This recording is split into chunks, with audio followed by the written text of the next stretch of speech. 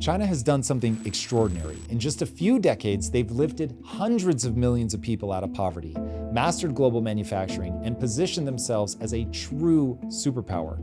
But as they rise, the question for the West isn't just how do we compete, it's how do we live with China without losing ourselves. Today's guest is former CIA operations officer Mike Baker, an expert in intelligence, geopolitics, and the subtle forms of power that most people never see.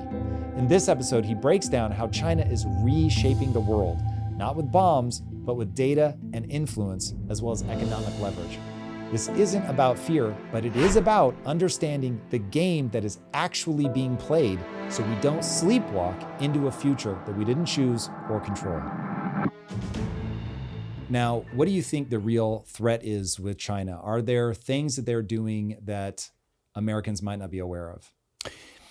Well, if you'd asked me that, a handful of years ago, 2, 3, 4 years ago, I'd say there's probably a lot that they're doing that people aren't aware of. But it's actually been in the news more. And look, you can hate Trump or like Trump, doesn't matter, right? But one of the things that he's done is put a spotlight on China. And whether that's sort of their lack of transparency over what happened during the pandemic, or whether it's their theft of intellectual property, their economic espionage, whether it's their aggressiveness in the South China Sea, there's been more of a focus. So I think people have become increasingly aware. And then there's the TikTok issue. And that's probably, to answer your question, probably where the shorter term threat comes from with the Chinese regime, is their understanding of how to influence opinion through something like TikTok. And that's legitimately what they're doing, right? I mean, they're very good. The Russians, the Iranians to some degree, anybody who's got resources and motivation, they've learned some time ago the importance of manipulating opinion through disinformation and misinformation. How easy are we to influence? Most people aren't curious enough to keep digging, or they don't have enough time to keep digging, or they're just not motivated to keep digging and say, well, where does that information come from, right? Has this been reported anywhere else, right? Is it credible? What was the actual source of it? Right? You ask those questions of the things that you read, and you're likely to be less siloed, right? But we tend to just end up in kind of a one swim lane that makes us feel good because it affirms sort of our thought process anyway. So yeah, I think the Chinese, certainly the Russians, they've figured out that we're fairly easy to manipulate as a general population. Yeah. Okay, so of those, that's a full basket of things that I think people should certainly be thinking about. Which of those, like if you had to rank order some of the top ones, are you most worried about their ability to influence us via TikTok and sort of algorithmic control? Are you more worried about economic problems, the espionage? Manipulation of opinion, that's a top tier priority, right? The theft of economic information, research and development, intellectual property, that's a top tier concern, right? It's hard to prioritize and say this is worse than the other because they're running on the same time frame, and they're very good at multitasking, right? Because in part the Chinese regime has a very long view. So whether it's those issues, the military concerns, right? This concern over the invasion of Taiwan, and what that could look like, their aggressiveness in the South China Sea, those things are of real concern. Their development of new weapons technology. I run the algorithm that we're for sure going to deal with the Cold War-y stuff first. So the espionage, the influence, the economic warfare for sure. Do you share that? Like if I had to sequence them, I would say, okay, we know that we're on the edge of between China as a rival and China as a true adversary. Hopefully everybody wants to stay rivals and not spill over to adversaries. And I think the best way to do that is to, if you got to lash out at each other, do it at the Cold War stage. But do you think that we have to sort of parallel track the Cold War stuff, the espionage, the influence with the aggression, kinetic side of things? Yeah, I think so. Look, a good friend of mine, a China expert, Gordon Chang, we've talked about this a lot, right? And his point of view is always that China is on a war footing, Right? We just prefer to define that. Well, he says that they're not necessarily kinetic, event tomorrow or next month, but in their minds, right? They don't view us as a rival. They don't view us as an economic competitor. They literally view the regime. I mean, not the Chinese people, the average but guy. the regime views the West, certainly the U.S. at the top of that heap, as the primary obstacle to getting to the top of the food chain. I was going to ask, so what is our goal in all of this? Just to be number one? Be number one, right? Globally or in their region? Globally, right? First of all, in the region, right? They've always been upset that since World War II that we've kind of patrolled the seas. I mean, that's always been, which explains kind of their behavior in building up their navy and creating artificial islands and pushing themselves out there. Now starting to develop relationships with other countries to develop ports for their navy. I mean, it's a slow creep. But it all speaks to this idea that there's no reason why China shouldn't be at the top of the food chain. And they have a much longer view on things. We worry about what's right in front of us. Right? Why do you think they care so much about being at the top? I think it's just, from Xi Jinping's perspective, from all the way back to Mao, I think that's their assumption. Right? I mean, look, Americans, we talk about it all the time. Don't get me wrong. Right. I don't want to give up the spot. Right. It's a pretty good place to be, right? And it's not a community of nations, so you can't share the top spot, right, with others. It just doesn't. I know a lot of people think, well, if we just stop being aggressive, I spent way too much time overseas to have that point of view, right? It's not a community of nations. We've got allies. And most of the time, our allies share our same particular interests or concerns, sometimes not. So you have to be pragmatic about that. But it's not a place where, we're all going to hold hands, right? And it's not the way the world works. It'd be lovely if it did, but it doesn't. So with China, I think you have to look at all these things at the same time. If there's a global conflict, if there's a kinetic shooting match that goes on, all these other things will come into play, right? The effort to influence the opinion of the American population, right? The cyber attacks that will take place on the home front, right? To shut down our transportation and our water and our power grids, our ability to move everything from food to fuel to pharmaceuticals. All that's going to come into play to bring the pain right home as quickly as possible, right? And also then to drive the thought process, right? So it all eventually kind of comes into like the same pot. Yeah. And I think we have to be smart enough to worry about all of it at the same time. And sometimes we're not that good at that, right? We tend to be a little bit too, we get blinders on, right? And we think about one thing, okay. And so, it's for what that's worth. Is that an American temperament thing? What is it culturally or systemically that leads us to get myopic like that? I don't know if it's uniquely American, and we've certainly taken it to new levels. We've developed it, and so we're all like a bunch of raccoons chasing a shiny tinfoil ball, and then we see something else over there, and we go chasing that, right? And you see that in other parts. I mean, over in Europe, there's a little bit of that. I think they've got.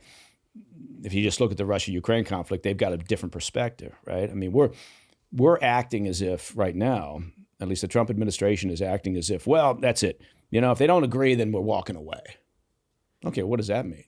What walking away from what? The peace talks? Walking away from Ukraine? Literally the peace talks. They actually didn't attend. Yeah, they didn't attend. Marco Rubio said it was a logistical issue. They couldn't make the meetings in London. So they had some low-level discussions. But, we have to, and I think not to disappear down there, but I think, the problem with the Russia-Ukraine negotiations is that people are attacking it from a different reason, right? Ukraine's looking at it and Zelensky's looking at it. It's an existential threat. Right? And it's a little bit like how Israel looks at their problems, and then people don't understand why Israel does the things they do. Well, it's an existential threat. They're surrounded by enemies. Ukraine looks at it and goes, this is an existential threat, right? Europe looks at it from a somewhat same sort of traditional East-West perspective because they're right there, right? I think part of our issue is the current administration. They're looking at it from a domestic politics perspective, right? How does it play in the U.S. with the voters? And, we talked about on the campaign trail, we're going to end it quickly. So we just want a peace deal. So we're going to construct a peace deal that we think will get across the table quickly, which means we'll give Putin essentially what he wants. We'll give him Crimea, recognition of Crimea. We'll freeze the battlefront on the 20%, that he currently occupies. No mention of Russian withdrawal from those areas. We'll say that Ukraine can never join NATO, which goes counter to their charter, and essentially if we draw up a peace plan that gives Putin his key demands, okay, we can get it across the table, and now we've done what we said we did. So good for us, and the voters will be happy.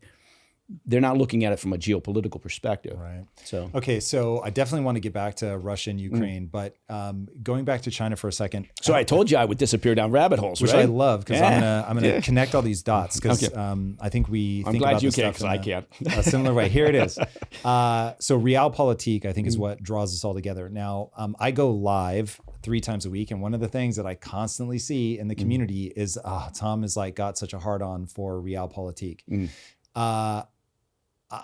I'm just saying that's how the world is. Not that I like it or that I want it to be that way, but if you want to be functional, rule number 1 is deal with the world the way that it is, not the way you wish it were. Right. And now I'm very open if somebody can convince me that it actually isn't that way. But when I walk through the just first principles of it all, I suppose if you believe in God, you think that there's something above it. But the world that we live in from a militaristic standpoint is you have an opening where the strong will do as they will and the weak will suffer as they must. Now, we have, for the last 70, 80 years, we've kept that in check, where everybody post-World War II just had kind of a same vibe, which is, at least in the West, we're not going to tolerate somebody invading another country. We had enough of that with Hitler. But what it feels like is happening now is that collective understanding, given that generation and the generation after it have died, or at least boomers are beginning to pass on, we don't have the same level of visceral understanding of we don't want this to happen. Right. And given that, you're seeing now the reassertion of aggression. And to me, I look at it and I'm like, yeah, this is realpolitik. It was always realpolitik. You were just living through a moment of peace brought to you by fatigue. Right. But the fatigue is now worn off. We've gone through political cycles where that appears to be the case. They imagine this lovely world that would be nice, but it's not the one we live in. It's the Saudis. That's a good example of that, right?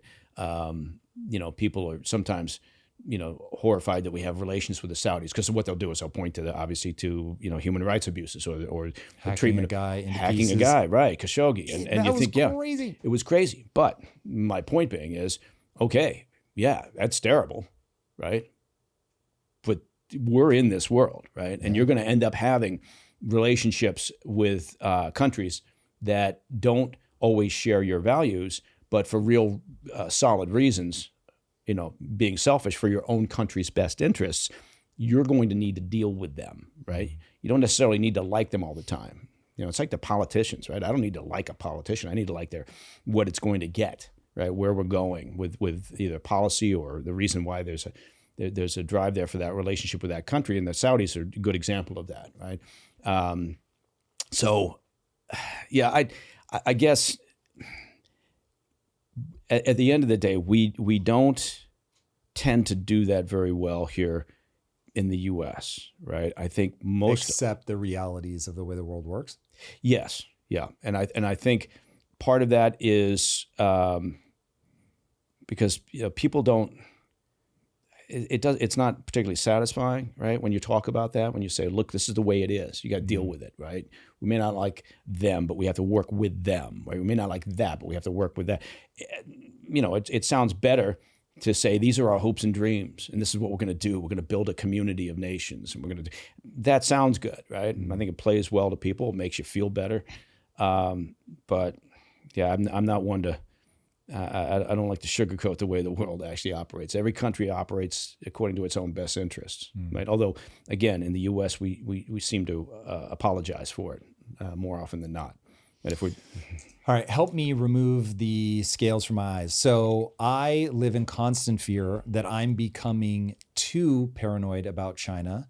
And when I was preparing for this episode, I wrote an intro that was basically this is how China could take over without ever firing a shot. And you could, as I was writing the intro, I could hear wolves howling in the background. And I was like, oh God, like, okay, hold on. Like, I need to understand that my tone matters, how I set things up to my audience matters, and that we are easy to influence. And that means if all I do is broadcast fear, my fear is real. But if all I do is broadcast the fear element of it, then that's the bit of nudging, influencing that I do in the world. Yeah. If I Pollyanna it and it's a lie, then I'm setting people up to getting knocked off course.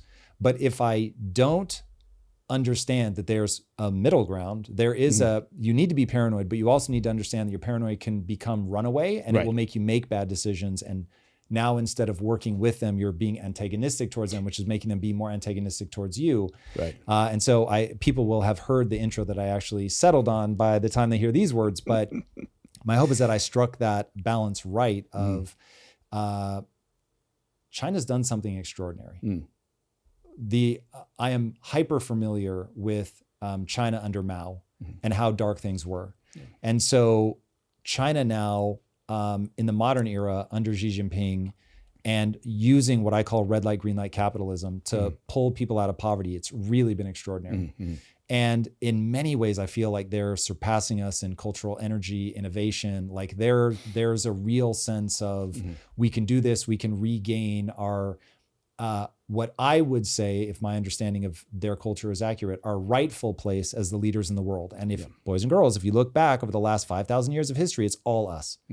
And we've had 100 years of humiliation. It's never going to happen again. And this becomes their 100-year plan now and how they plan to move forward.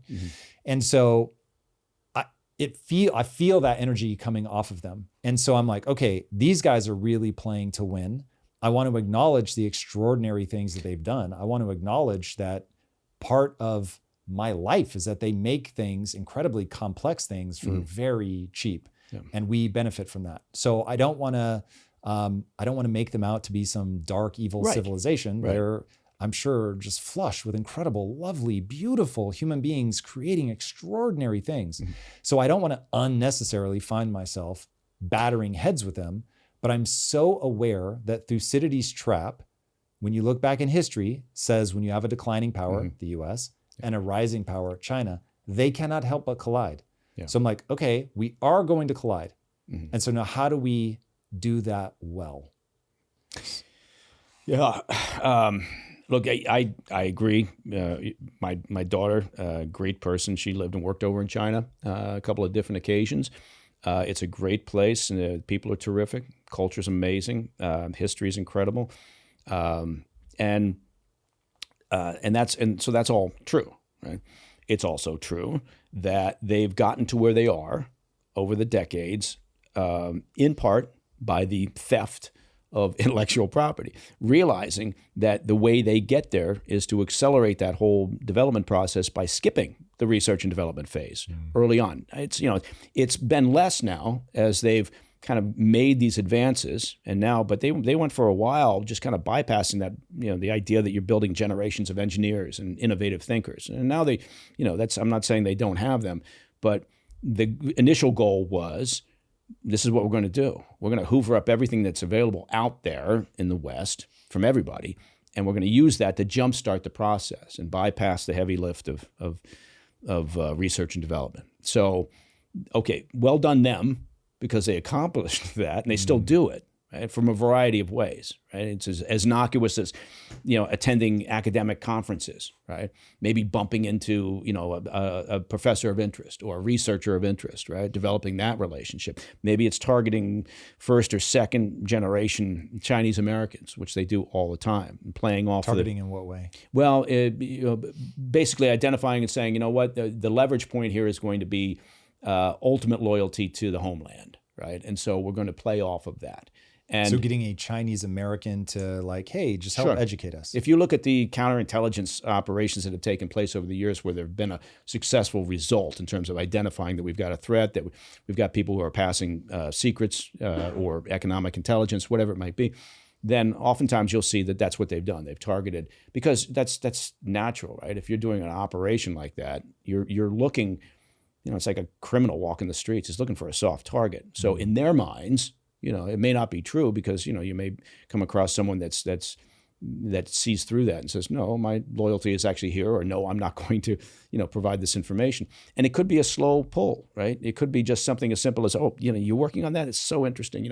My daughter, as an example, I'm just saying, my daughter is writing a paper about that. And, if you have anything, that's of interest, right? Maybe they just give you something completely unclassified because they're working at a company of interest to the Chinese service. Maybe just gives you like an article. Well, that's good, because it shows that they were willing to listen and accommodate to your request. So they'll work on that. That's a leverage point. And then they'll start working and saying, okay, and eventually they're saying, well, what about this, right? And they're looking to see how far they can pull you along to see what level of information you're willing to provide. And eventually, maybe you're handing over something that you shouldn't be, and then at that point, they feel like they've set the hook. So again, I'm disappearing down sort of operational, procedures. Please, the deeper you go, so that's there's lots. You can have conflicting ideas or truths. So wonderful history, culture, et cetera, et cetera. You can also have, okay, well, the reality is they've gotten, they've accomplished this magic of advancement through, in part, the theft of intellectual property, and using that to jumpstart their own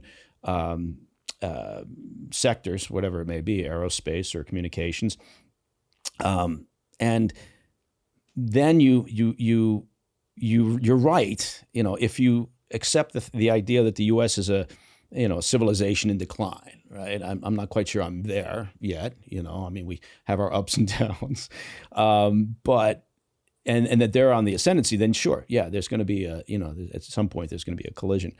I think.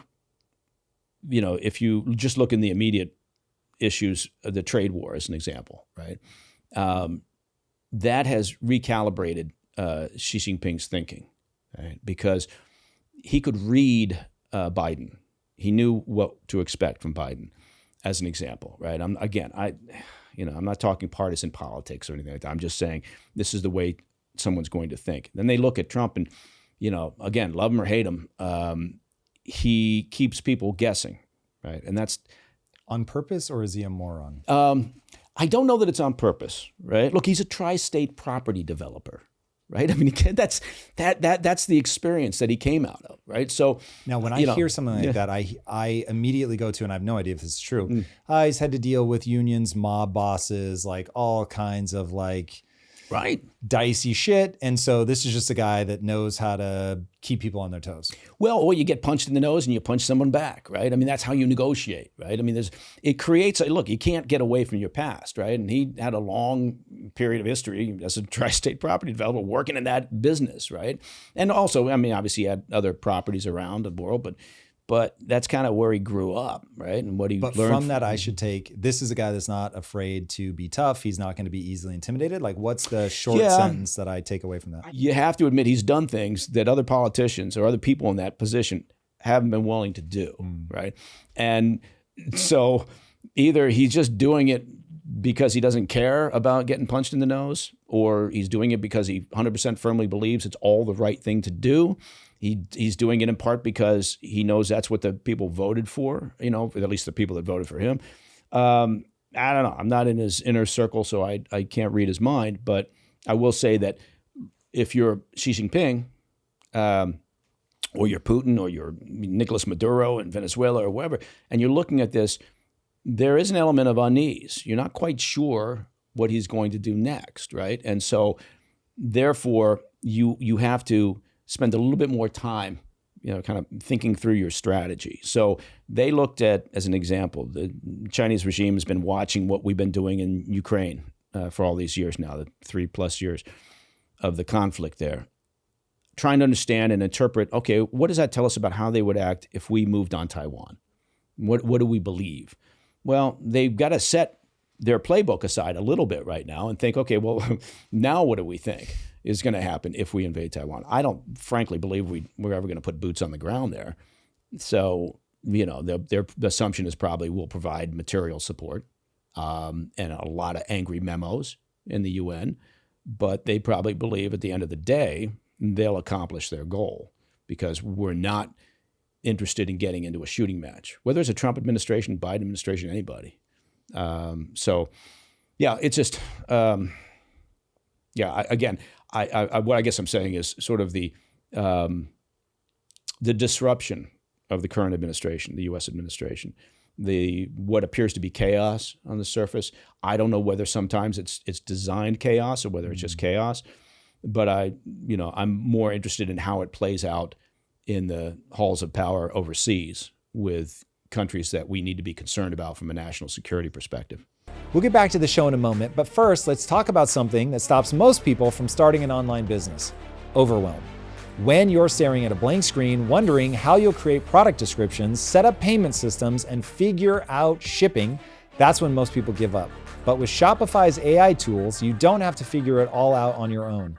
Entrepreneurs with zero technical skills can launch successful stores because Shopify handles the hard parts. Their AI assistant, Shopify Magic, writes compelling product descriptions from just a few keywords. It creates personalized FAQs for your customers and even helps craft email campaigns that actually convert.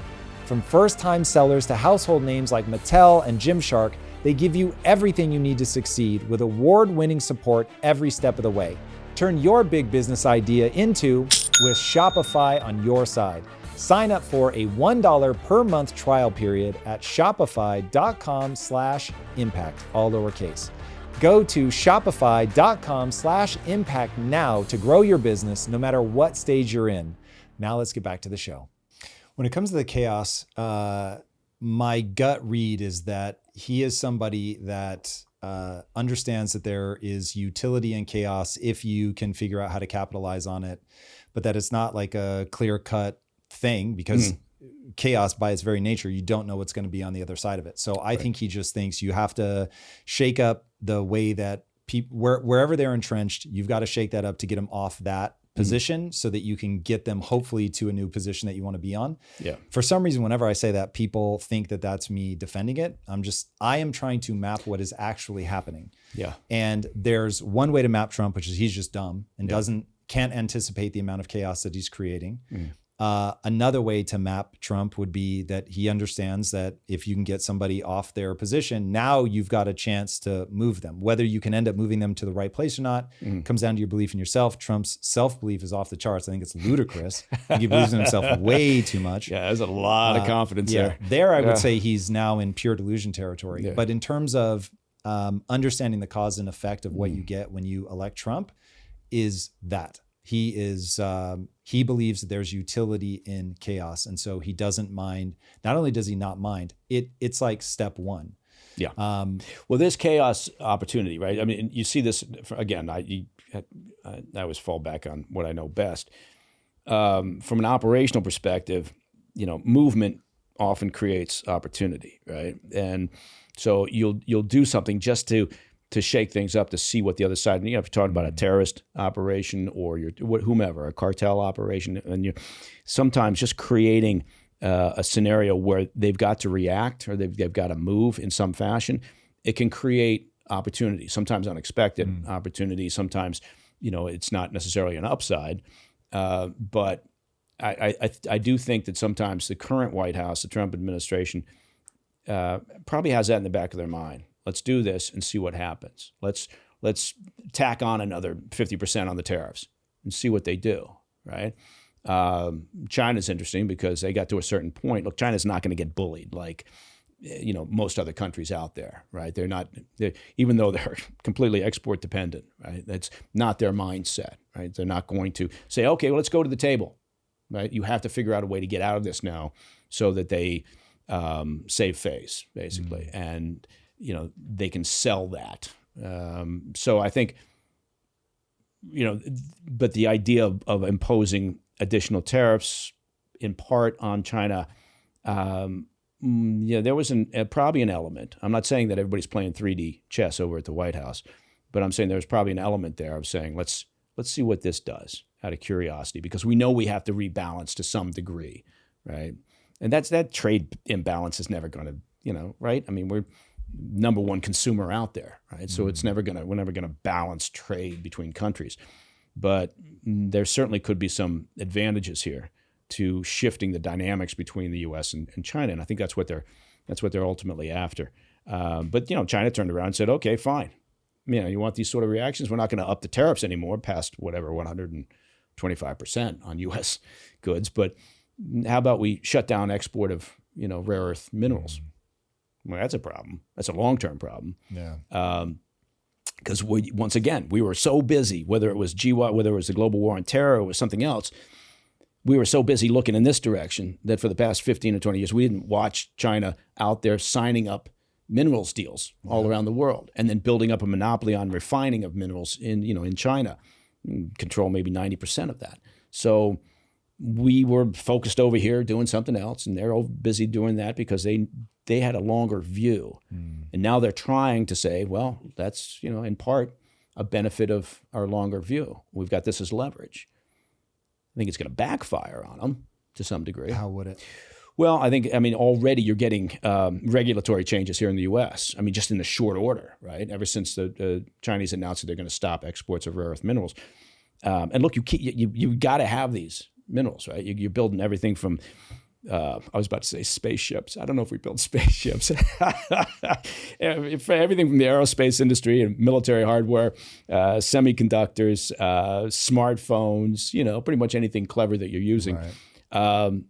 But I think already in the U.S., the White House is saying, fine, let's fast track mining operations here in the U.S., the ability to refine those minerals.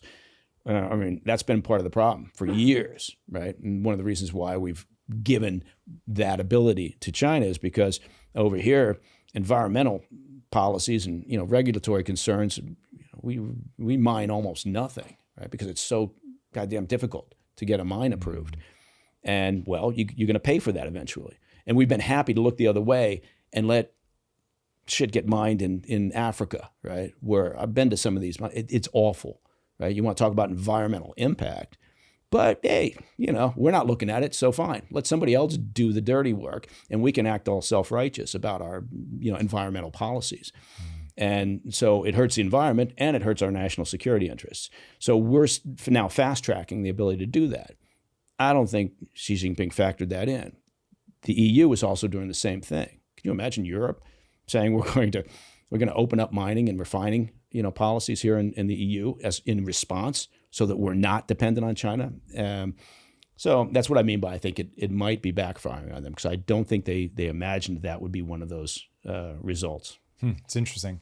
I don't know if I imagine they didn't imagine it. I have a feeling that this moment is all about the inevitability of the way that the human mind works. And what I mean by that is they just can't stop themselves. So on both sides, we can't stop ourselves from electing a populist president because we're in a populist moment, because of debt, because of what debt does to asset prices, what that does to the difference between the rich and the poor. All of that's just like the way that people are going to react to those moments is entirely predictable.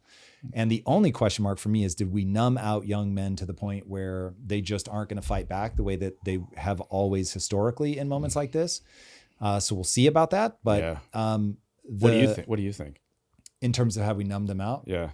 No, I think given the swing to the right on the youth vote, I have a feeling that we're reawakening that. And if we actually do target health things, I think a re-rise in testosterone will overcome some of those other things, and people will get I'm mad as hell and I'm not going to take it anymore.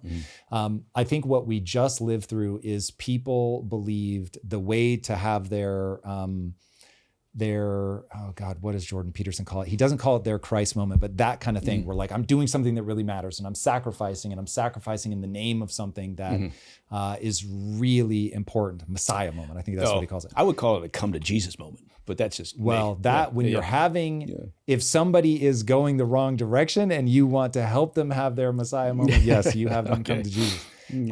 But that was, that moment was all about basically neutering the aggressive male instinct. And so the righteous thing to do was to be woke, to really lean into a beautiful thing that the left has. Like you don't know me well enough to know my stance on this, but like, I really believe you want tension between the left and the right. They are both critically necessary.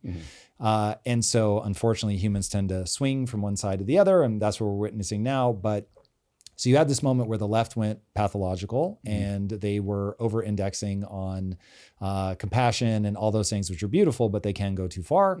And now we're about to see the swing back. Will it go pathological on this side? Yet to be seen, but it's certainly the thing that we should be looking out for. But I have a feeling that no, we'll reawaken that beast with the 1-2 punch of they now have a new thing to focus on, which is don't let America die on the vine culturally. And if it's actually happening at the same time that we're rectifying health concerns that hopefully impact testosterone levels, that's a super oversimplification, but directionally correct. I don't know that there's going to be a moment on the left side where they think, look what we overstepped, right? Well, now we've got to recalibrate. I don't know that that's going to be the case. It doesn't seem to be the case right now. It's never the case. No one ever lets go. They have to be smashed in the mouth. I think you have to find the bottom before you change. It's sort of that. We've already done that on the left? Well, I don't think so. Really? They seem to be. Look, I mean, I think they're searching right now on the left. I think they're searching for some solutions, some leadership. Yeah, but they're record low, like approval they're record ratings. low. Yeah. So the leadership might be deranged, but I don't think culturally. I think we bounced off the bottom. Anyway, that's I'm not sure. I think that they'll view this as. I mean, there's obviously you can't paint them all with the same brush, but so like Gavin Newsom, I think read the tea leaves and said, okay, I've got to drift a little bit towards the center without offending everybody on the left, and so he's trying to position himself that way. I think even Pritzker in Illinois is trying to pretend as if he's not, hard left. And so there will be some, but I think there's still a fairly sizable portion on the left that feels like, no, we didn't get our point across enough, right? Mm-hmm. So, and maybe the population just wasn't smart enough. So if anything, we've got to figure out how do we message the same message, but, reach more stupid people in their minds. So, I think, look, I tend to be I'm a centrist, right? I think, you got to be willing to listen to everybody and without throwing a hand grenade, and then say, okay, well, those ideas are just batshit crazy and those over there are, and so let's find something that means it. But, compromise has kind of become a bad word, I think. Crazy. Yeah. So, but I don't think I think there was unwarranted confidence on the right after the election that somehow we are in a new golden age, meaning in their minds anyway, that it's always going to be this way. I think, there's every chance that what people sometimes can perceive as chaos from the White House with the Trump administration, or how a portion of the media drives it that way in terms of a narrative, could influence the midterms. And suddenly, you're back to inertia in Congress because, that flips. Maybe they keep the Senate. But I would never be overconfident. I think we're at the stage where, to your point about, bouncing from one side to the next, I think the time frame within that happening has lessened. So we're going to see more of that short-term like shifts from left to right. And, I don't think we're, I guess what I'm saying is I don't think we're looking at a stable long-term period of politics here. I definitely don't think that. The thing I was trying to address specifically is traditionally in a moment like this where you get populism rising, you get the people rise up and just say, we're not going to take this anymore. And it can break bad or it can break good. And you get one way or the other, you get on the other side of that inequality. It tends to come at the end of a whole lot of bloodshed and fatigue. Yeah. But at least you get to the other side of it. I mean, I think we've gotten... Yeah, I would agree that we've gotten better at calling things out, right? I mean, like the idea that you're okay with, boys and girls sports, right? I mean, I'm a simple individual. I'm thinking, well, I'm not a big fan of that. You want to do that, create a trans league. If it's that big of an issue, for the left, then fine. Promote a trans league and say that's where we're going with this. But having raised 3 boys in competitive sports, there are just differences, right? I mean, that's it.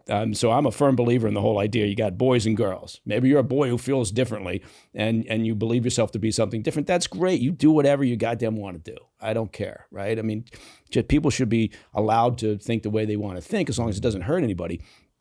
But don't try to alter science to say we got, something other than what we have when you've been, as an example, during the pandemic, screaming at people to believe the science, right? Well, turns out we probably should have listened to a lot of different opinions, right? And just admitted that we're doing the best we can, right? But not that this is a 100% tied down solution, right? How about you just do that as a government? How about you say, look, we're following what we think is the best advice, right? But we're not gonna put you in prison camps if you don't go along with us, right? So I think, not to say we're going to learn anything from the pandemic when the next pandemic hits, but look, my boys are a good example. Again, you kind of base your opinions on your immediate orbit, and so I look at what they went through in their public schools, right, and the way that schools changed a little bit during the course, right. I've got 17 all the way down to 13. The 13-year-old boy has been squarely in that sort of DEI, trans, you want to believe you're a cat and dress like a cat at school, God damn it, we're going to support you, right? All these things, right? So he was squarely in that. The 17-year-old kind of missed it, right? He got further ahead and, or it wasn't quite taking hold. He wasn't well, it hadn't really taken hold, right? Firmly, right? And so and the middle boy, he's just like all about basketball. He's like, you know what, you guys do whatever you want to. I'm busy getting my shots up. And so, but the youngest one, if anything, it's made him more conservative, right? Because he's looked around and thought, what? Well, you're not a cat, right? Or, and he's not rude about it. It's not like he walks around and confronts people. But, you talk to this kid and he's like, no, it has, if anything, it's reinforced in him the idea that he'll come back and say, what was the game like or whatever, and he'll go, well, early days it was like they stopped keeping score because we were winning. Whoa. And so and then we had to give them the ball so that they they're playing. I can't believe that shit's real. I've heard you go on say the playgrounds happens, but... oh my God, you go on the playgrounds and it's just like, well, you can't, you don't want to make people feel bad by winning. I'm thinking, well, I'm sorry, but someone's got to lose, someone's got to win, right? And you want to be on the win side, as far as I'm concerned. So you want people to learn how to lose properly and lose graciously and be kind and empathetic and all those things. But we really took it. I mean, I watched team sports for youth where, literally they wouldn't keep score, but who was keeping score was the kids. They knew exactly what the hell was going on, right? So I don't know. I'm disappearing down some rabbit hole that I don't know where it leads.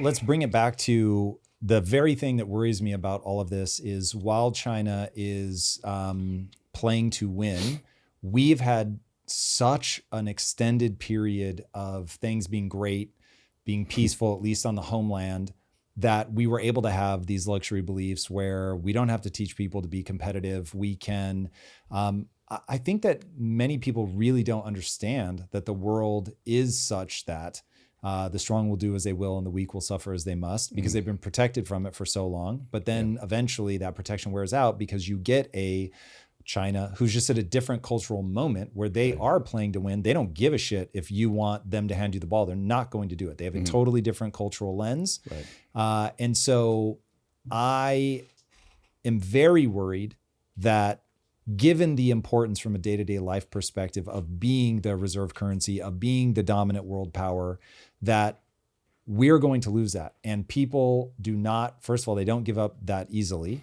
Right. And so this is the whole idea of Thucydides' trap. For anybody that's hearing this for the first time, Thucydides' trap was something from ancient Greece where they realized when you have a declining power and a rising power, the declining power does not want to acknowledge that they're no longer as strong as they once were. Right. And so they expect the rising power to still show them deference. The rising power is like, hold on a second, I'm now your peer or maybe even surpassing you in some ways. And I expect you to acknowledge me as such. And they're both incapable of negotiating that well. And so they almost always end up in a kinetic war. Yeah. And that's the part where I'm like, because I'm looking back at history, I just can't shake off that this moment matters. Yeah, no, I agree with the notion. Maybe I'm one of those people that doesn't recognize that we're in decline, like you just pointed out. Please, because let's I'm collide not on that quite head sure. on. But I will say What that markers do you look at to decide whether we're in decline or not? yeah. Well, again, being fairly simplistic, one of the things that I do believe is that, and this probably, is why I say, like, I'm not completely convinced that we're a nation in decline, rather than saying, well, we're not in decline. We're, moving towards a new golden age, is because I think it's just, on a very simplistic level, it's human nature, right? And stick with me on this, is that you want things better for your kids, right? So my parents, born quite some time ago, they're deceased now, great people, wonderful people, 1919, 1920, right? So, there was some hardship in the way they grew up, right? They did not grow up in easy environments. And they wanted it better for us, right? My grandparents, they came even out of more difficult settings, right? And but they wanted it better for my parents. I want it better for my kids, right? If you have that perception, right, you do reach a point where we're not spending our days searching for clean water and food, right? We've got more and more free time. We've developed more comfortable lives. At a certain point, you get to diminishing returns. I'm certainly willing to believe that, right? And so things become softer, become easier, and that's absolutely true. And so I think the more time you have to sit around and get all angsty and worry about little things, right? The softer you become. I'm sitting here talking myself into, God damn it, we're in decline. Well, here's the thing. I would say pick the KPIs. So I'll give you my handful of things that I look at. Okay, what's your GDP? So that's going to matter. What is the cultural energy that you have in your country? And most importantly, what is your debt? That is a big part of this. And so even just looking at those three things, but you can certainly add more military readiness, looking at those things, it seems self-evident to me that we're in trouble. Our debt is, it is the thing that animates me. So when I think about, it's oversimplified, I'll be the first to acknowledge that. But if you were going to say, what's the only thing that matters? In fact, as my producer and I were prepping for this episode, one of the questions I considered asking you was, what is the biggest threat facing the U.S.? Yeah. And so he asked me, what do you think the biggest threat is facing the U.S.? And I said, debt. And so we're here talking about China, but honestly, the thing that I worry the most about is debt. It is because of debt that I think that we're having the collision now that we're having with China. If we weren't in the kind of precarious situation that we were in, and we still had the ability to leverage debt in order to bring back manufacturing here so that we could compete with China. And if anybody thinks that I'm crazy about China out manufacturing us, they make boats, ships, not all military, but this is manufacturing capabilities, 232 times more than we make. Yeah. So whoever controls the seas controls the world. So, hey, when your peer competitor, perhaps adversary, outproduces you on the seas, the most important thing, by 232x, you've got a problem. Yeah, our shipbuilding industry is I don't want to say it's non-existent, but it's nowhere near where China's is. And they did that deliberately. Yeah. Our technology, our capabilities, they have more vessels, right? On a military perspective, they have more military vessels, but our capabilities, I would still argue, are somewhat stronger. So it's not sometimes with naval power, it's not just numbers, right? But they're getting there. Look, they're on that? Well, no, it's. I mean, look, you can throw out all the small craft you want. What does World War III look like? If U.S. and China went to war, what would the primary battle weapon be? Well, I would argue it'd be cyberspace. Interesting. Yeah. Okay. There'll still be boots on the ground. There'll be, kinetic war. There'll be, So yes, sea power is. I'm not saying by any means that sea power is not important, and that's why I think I've been talking about this for some time, and I know that from a Pentagon perspective, they understand the importance of it. It doesn't mean that things are getting done. But, I think drone warfare is the big thing.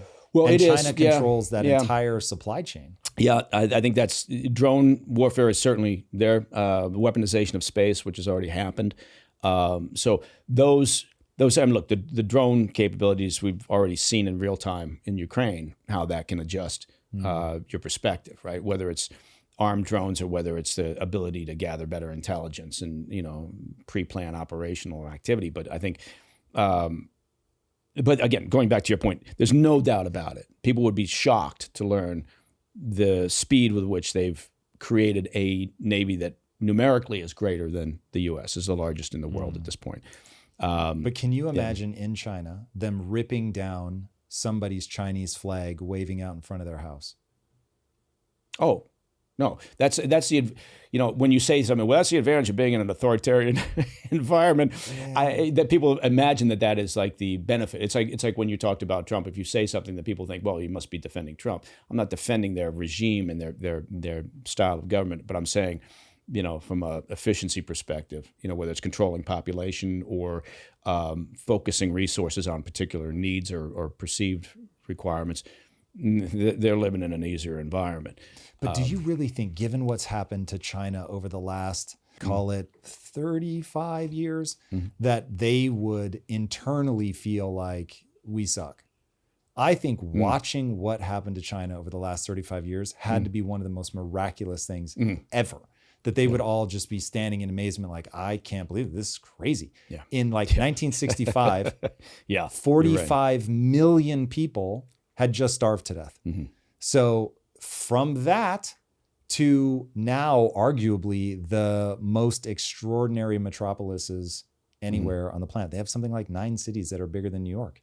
Yeah, I mean, look, there's some underlying weaknesses in their system. There's no doubt. No doubt. So, but I'm saying if I'm Chinese and I'm looking at what we just did, and I'm an American, I remember this is like 3 years ago. A friend was like, "Oh, I just put an American flag up in front of my house." I said, "The first time you leave, someone's going to rip that down," and they did. And I was like, "Our own flag has become a symbol of racism, which is crazy." Where were they, if I could ask? Here, LA. Here in LA. Yeah, toast. I mean, look, if they were in Texas, probably not going to happen. Not going to happen. Here in LA, gone. Yeah. And literally, it actually happened. This is not just a prognostication. So that's the energy that I feel. Now, I'm an 80s baby. So I grew up like, yo, America's the greatest ever. Like, this is the place. Yeah. And that energy has died. So that's bad. We're $36 trillion in debt and getting more in debt. That's bad. And so... Is that too... Because, I mean, I think you could go out there and you could ask 100 people, what's the biggest threat to the U.S.? And I think you're going to get a very small number of them talking about the debt, right? They're going to look at it in a different way. Maybe a regional player, say China, they'll say, this is why I scream myself to sleep every night. But why do you think that's the case? Well, I mean, I'm genuinely, because I'll be very honest. If you had asked that question to me, I wouldn't have come up with debt. I wouldn't have said, I'm aware of, the issue and I mean, but I guess maybe it's because the way I look at things, I'm thinking of like targets, what's our biggest threat? Oh, it's this, it's the, and so I'm a little bit more, focused on sort of that immediate regional threat than debt. But I take your point, but I'm just curious why wouldn't people look at it and say, yeah, this is our number one threat? There are 2 things that destroy nations: Genghis Khan and debt. Sort of kidding. But of course you can be invaded and that's going to take you out. So that is real. And if you had said China is our biggest, or if you said, I think Trump is unhinged and that's our biggest, like I would at least have a frame of reference. I'd be like, I get it. I disagree, but I get it. Right. Debt, though, is simply because people don't understand. They don't understand money. That's why the average person isn't going to say it. And the reason somebody like you, who's very plugged into it, still might not look at that and go, this is our biggest thing, is because you and I probably share different base assumptions. So my base assumptions go like this. The reason America is tearing itself apart is because people no longer believe that their kids' lives will be better than theirs. Yeah. That's like covenant. That is a covenant you cannot break if you want your country to do well. The reason people say it's the economy, stupid, is because it changes everything. If people feel like, oh my God, I'm going to make more next year than I'm making this year. I'm going to be able to do better and cooler things. This is amazing. Yeah. Oh, and by the way, I'm almost jealous of my kids because their lives are going to be even better than mine. Yeah. Like now everybody feels good. And the cultural energy is we're winning. We're doing the right things. This is phenomenal. We're in a land of plenty. All is well. what ends up happening, you create that, like this cycle is as old as time. So you get into that space because you understand the power of leverage. So the great irony of all of this is debt, the early stages, are the very reason that America became America. We understood how to leverage debt. And Alexander Hamilton, who basically gave birth to the modern world economy, PS, he was like, okay, listen, debt is the thing that destroys nations. Literally said it, just point blank. The very thing that will cause a revolution in America, said Alexander Hamilton, is if you get in debt and you don't pay it off. So I'm going to allow us as a country to get in debt, but I'm always going to have a mechanism by which that debt will be discharged. Which we did not take advantage of. Right. If you brought Alexander Hamilton here today, he'd be like, oh yeah, I get it. This is exactly how people react. Except you motherfuckers, I warned you about the debt and you still did it. And so what ends up happening is the rich get richer and the poor get poorer. That is a mechanism of debt because the only way to cover the debt is money printing. So you could say this is a money printing problem. You can say this is a debt problem. It's the same phenomenon. And so the assets go up in price. They become inaccessible to the masses. And so the elite class, who already think they're better than you, literally intellectually, and think that they should be able to control your narrative. It's happening again, literally, even post-COVID. I won't fractal us on that. But you've got, the debt becomes, it will rapidly, just the interest on our debt will become the number one financial expense of the US government like the next 20 years or something. I mean, this is not a distant future thing. This is a very soon thing. It's already number 3. It's surpassed our spending on military. It's nuts. So you've got, it makes the rich richer, the poor poorer, and it makes it impossible for you to do something like fight a war. People have been warning about this. There have been voices up on Capitol Hill that have talked about this over quite some time. But I guess I think you, I get what you're saying. I'm just thinking that, okay, maybe it's too big an issue for people to put their heads around. And given how we all get focused on what's right in front of us, that it's not, it's not an immediate threat. And so people are happy to. This is why it always ends in war. For real. This is why I kid that I scream myself to sleep. But there are days where I hit a wall, not of existential dread, of just, this is why nobody can pull out of it. Because one, look, I'm a reasonably bright guy. I am not the smartest guy around. I'm all too aware of that.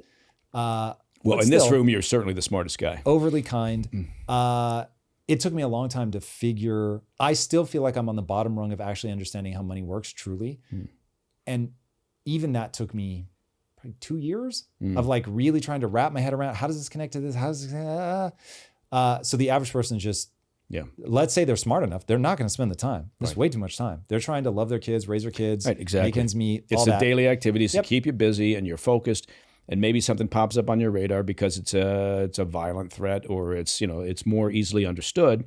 Okay, look, we got this problem in the Middle East. Okay, that's a complex problem, but I get it.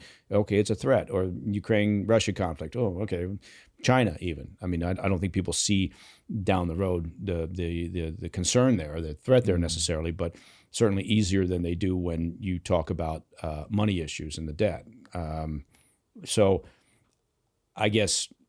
I'm a somewhat cynical person when it comes to Washington, D.C.'s ability to resolve problems. Oh, that makes two of us. So, I don't see this changing. That's the problem. This is why. So how does debt traditionally get resolved? Through war or revolution. So I'll give 2 examples. Debt got discharged in the French Revolution. So they took the rich people and literally cut their heads off. So I guess I don't owe you money anymore because your fucking head just rolled into a basket. I'll send you a check. That is way number 1. So that's very common. And then way number 2 is World War II, where in World War II, you had Hitler who's like, oh, you're going to bury me under debt? Guess what? I'm just not going to pay it. Oh, and P.S., I'll take Czechoslovakia. And when then I got Czechoslovakia without firing a shot, I realized, oh, you guys don't have the will to fight. You guys are fat and happy. I'm not. I'm fucking hungry. I am driven. I'm going to take this over. He literally said, how do we create our own American dream where people can just expand west? Like super jealous that Americans can do that. So we're going to do that into Russia. And we're just going to expand into Ukraine. It's going to be amazing. And the German people are going to feel just like the Americans do. It's going to be incredible. We're going to love it. Part of Putin's mindset currently. So, Probably. And we will certainly get to that. Yeah. But to finish this thread. So now you've got, at the time, the UK, Britain, is an empire. They're the fat and happy. Yeah. They are, the sterling is the reserve currency, the exact position that we're in now, but they've got an empire. They're everywhere. And they're starting to realize, whoa, we're racking up a lot of, drumroll please, debt, trying to run this empire. And now we're fighting against the Germans. And oh my God, we are racking up so much debt with the Americans because they have way better geography and because nobody's bombing them and they're becoming a manufacturing powerhouse. They're the ones. Right. And so we're going to buy a bunch of ammunition from them, do it all on credit. And so from then till now, the pound has lost over 99% of its value. Okay. Yeah. Let that sink in. Yeah. If you had $100 in World War II, which is a long time ago, but not exactly that long ago, you would have a penny. Now, a little bit more than that, but not a lot. Yeah. So it's like, yikes. This is how it happens. So you get broken, even though England won the war, they still lost their status as reserve currency. They lost their entire empire. They were just like, well, I guess we're now a small island again. Yeah.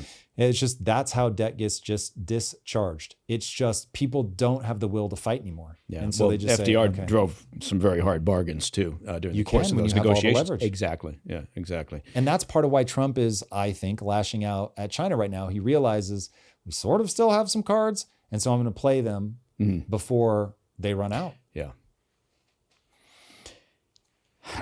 It's a cheery thought.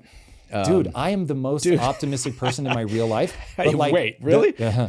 Actually true. To the point, people used to make fun of me for being Pollyanna. Yeah. And so my whole life, I've been like, no, but this will work. No, but this will work. No. And then you just get punched in the face over and over and over with things that don't work. And my mission in life is to map what's real. Well, I would say you can't change. Nothing's going to happen up on Capitol Hill in Washington, D.C. to impact the situation regarding the debt if things remain the same, right? Now, I think I've always been a big advocate for term limits because I think one of our problems is, look, Dick Durbin just retired, right? And there's big news. Oh, Dick Durbin, what a statesman, right? He's been up on Capitol Hill for fucking, 44 years, 45 years? That's a problem. Dude, right? When Mitch McConnell froze, I was like, what the fuck are we doing? Right. This is crazy. Well, Biden froze. I mean, all these people. I mean, look, you listen occasionally to Chuck Schumer ramble. There's a problem here. And I think part of it is not just the fact that, it was never intended to send people up there to have a career so they could become multimillionaires, which they're all doing, right? You look at Bernie Sanders on his, save the working class tour, right? And you think, well, okay, you want to do an asset trace on Bernie and see how much money he's got is pretty impressive, or how much AOC has made, since she's been up on the Hill. It's just a self-serving institution, right? So if you have term limits, at least you rotate, and I think it might help do a couple of things. You remove some of that special interest because if you got somebody who you think is going to be on the Ways and Means Committee for the next 25 years, you're going to invest a lot of time in that person. You're going to develop very deep relations. If you've got maybe give people 8 years at the most up on Capitol Hill, you got to think about things a little bit differently. If you're a special interest or a lobbying group. And then I think it also, maybe it promotes bigger, bolder, stronger, smarter, more difficult decisions, right? Because you're not going to be up there and you're not overly concerned about getting elected for the next, 30 years. So I think, I guess my point being is if you want to change the debt issue to some degree, you got to change what impacts it the most. And that's the way that we structure who we send to Washington and for how long. Yes, and human psychology. So people want entitlements. They want what they want, and they're going to vote for people, short-term or long-term, that are going to get them what they want, and that's tough. And this is why it takes like real pain. For Yeah, people but to back down. if you're not up there for a career, if you get elected, right, you're going to be, I think anyway, maybe I'm completely wrong. I think you're going to be more inclined to tell people, we got to change this. This is unsustainable. And here's what it means. It's a little bit like, I mean, the current administration, again, I keep saying the same thing, love Trump, hate Trump, because anytime you mention Trump or the Trump administration, people immediately go into their corner, right? But what I mean there is, look, they came out and said, this is going to create some pain, right? Now, whether you love them or hate them, that's a pretty brave thing for somebody in a position of power to say, right? You got to ride this out a little bit, right? There's going to be some short-term pain here, but I think, rebalancing trade issues, it's going to have a long-term positive effect. Okay, well, maybe you get that as far as entitlements go. Maybe you'll get somebody who says, okay, look, we can't keep doing this. How about we do this simple thing of increasing retirement age to 68, because the actuary tables have changed over the years, right? Or 70 or something. We grandfather in, who knows?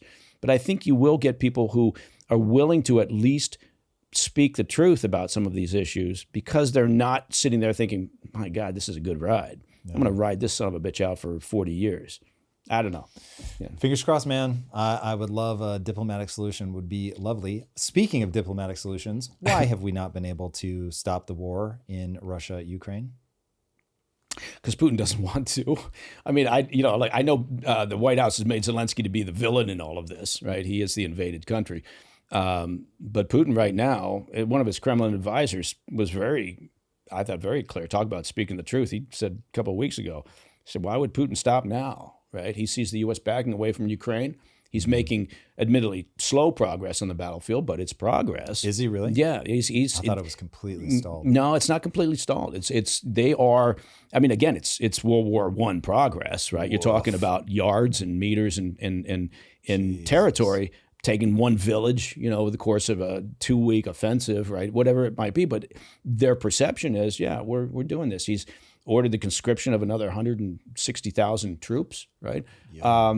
They just had the most devastating, bombing on Kyiv that they've had all year, right? And he's again, the White House came out and said, well, we're not getting played. Well, okay, I get it. You don't want to say you're getting played, but Putin is basically stalling, right? Whether you want to call that being played or not, I don't know, but I don't think he has any interest really in peace right now because of those things. If he sees the U.S. saying, we're going to walk away from this, and Trump came out and said over the past, I think, 24 hours, he said, look, to Zelensky, you either solve for peace now or we're walking away, and then you can spend the next 3 years fighting and just lose your entire country. Putin's like, goddamn right, let's give that a go. He's got a 3-to-1 manpower advantage. He's managed to get past sanctions with the help of China. And certainly Iran in terms of the drone capabilities. So I think that's the problem. And they drew up a peace proposal over the past few days and presented it to Zelensky. And I think Witkoff is going to talk in Moscow in the next couple of days. The peace proposal essentially gives Putin his key demands, right? Recognition of Crimea as Russian. Let's freeze the battlefront on the existing lines. So you're talking about 20+% of Ukraine in Russian occupation. Guarantee that they'll never join NATO, right? I mean, basically with the exception of maybe the idea that we'd have peacekeeping troops on the ground, they're essentially, here's a plan. We're giving in to Putin's demands. What the hell? Why isn't Zelensky agreeing to it? Well, you may not like Zelensky, but if you were in his shoes, you probably wouldn't be inclined to agree to it. Why specifically? Because you're doing things that, look, you've been fighting for 3 years. You've been invaded, and now you're just going to hand over all of this to Putin. That's what I mean. I mean, it's. Do you think he'd be murdered by his own people if he negotiated? Well, I think if he gave in, signed that peace plan, the other demand that Putin has been making for the past 3 years is let's get rid of Zelensky. Bring in somebody else. What he means by that is bring in somebody like Viktor Orban in Hungary, a Kremlin-friendly face. So he would get that as well, too. Yes, because they would undoubtedly, domestically say, that's it. Let's have elections and get you out of here because you just gave away, Crimea plus 20% of our country plus, which is a very resource part of it. I mean, that's another reason why, Putin, Eastern Ukraine, from an agricultural perspective, from minerals and resources perspective, it's a very rich part of that country. So I think Zelensky understands. Plus, also, it's in their national charter that they will join NATO. They were promised that. Also, isn't it in their charter that you cannot let go of those territories? Yeah, yeah. So, yeah, he'd be gone, which again feeds into what Putin wants, right? And so, I think I'm just saying again, you can think that Zelensky's a villain, or you think Zelensky's an idiot or corrupt or whatever you want to. I mean, the narrative turned pretty remarkably over the past 6 months from, look at, the Ukraine fighting and Zelensky fighting and everything. It turned to, well, he's the roadblock here. He's the impediment to peace. Do you think that's reasonable in any way? Well, I look at it in the sense of, what would I do if I was in charge of Ukraine? And I'll be honest with you, I'd probably think the same way. I can't sign up to this deal.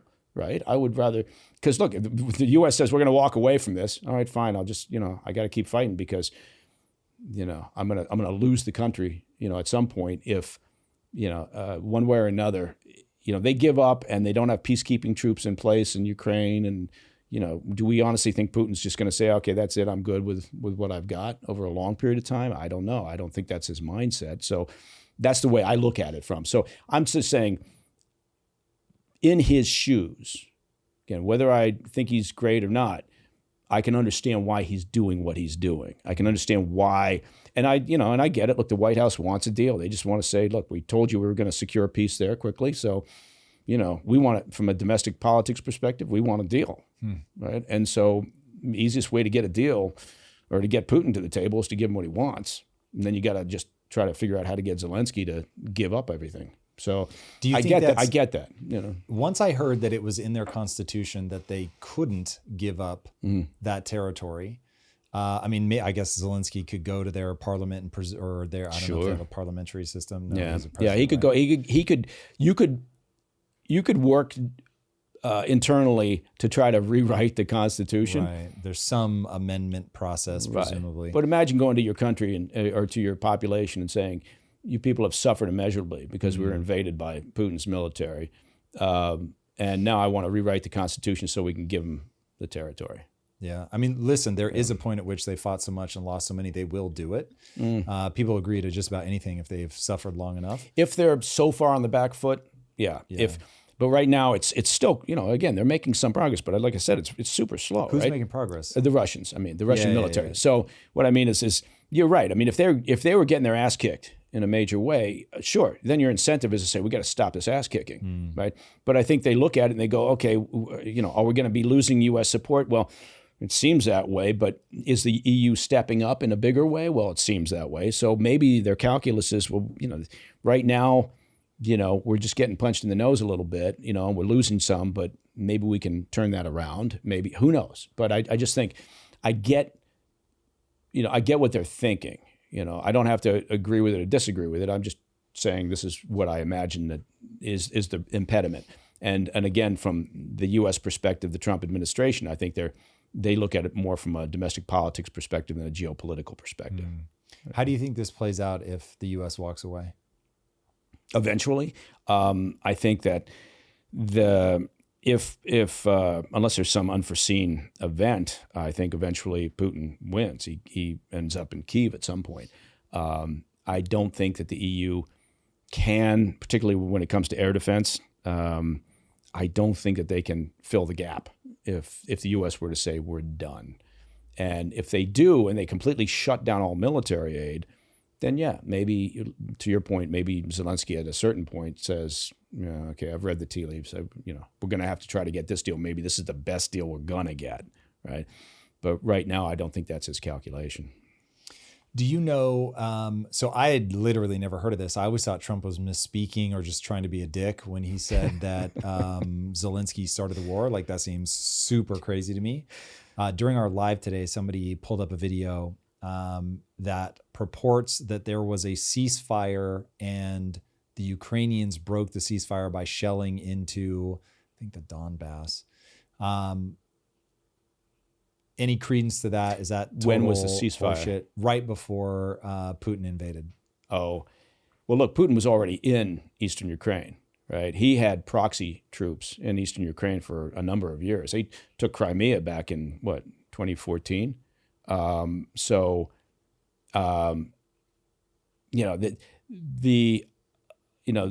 invasion, the full invasion, yeah, sure, that was an escalation, but Putin was softening the target for some time.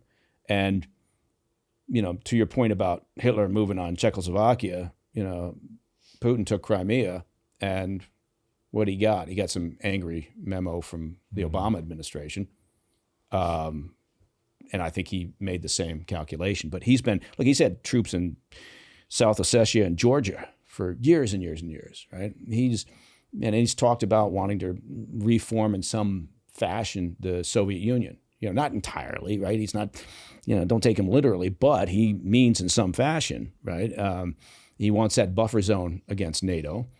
And people say, it's the U.S. and Ukraine's fault. It's the EU's fault because, they talked about, Ukraine joining NATO, and it became part of their charter that they would eventually join NATO, and so they're saying, well, it's their fault being aggressive. That's why Putin invaded. But I'm not signing up to that thought process. That Putin, sounds just ridiculous. Yeah, Putin invaded, right? I mean, he's the aggressor. He's the guy. If you wanted peace, he could actually bring peace, right? He could actually, but it's not in his, it's not in his best interest right now. So he's not going to do it. But was Ukraine corrupt? Has Ukraine been corrupt? Is that why, for years there was always a barrier to joining NATO because, well, look at this. And, well, sure, yeah. But going all the way back to the beginning of our conversation, you deal with what you got, right? Mm-hmm. And I don't know. It's interesting. I just don't think that the White House looks at this the way that traditionally, certainly in the U.S., politicians or the Pentagon or pundits or others look at it, right? This East versus West calculation. This is pure just, does my base care? Yeah.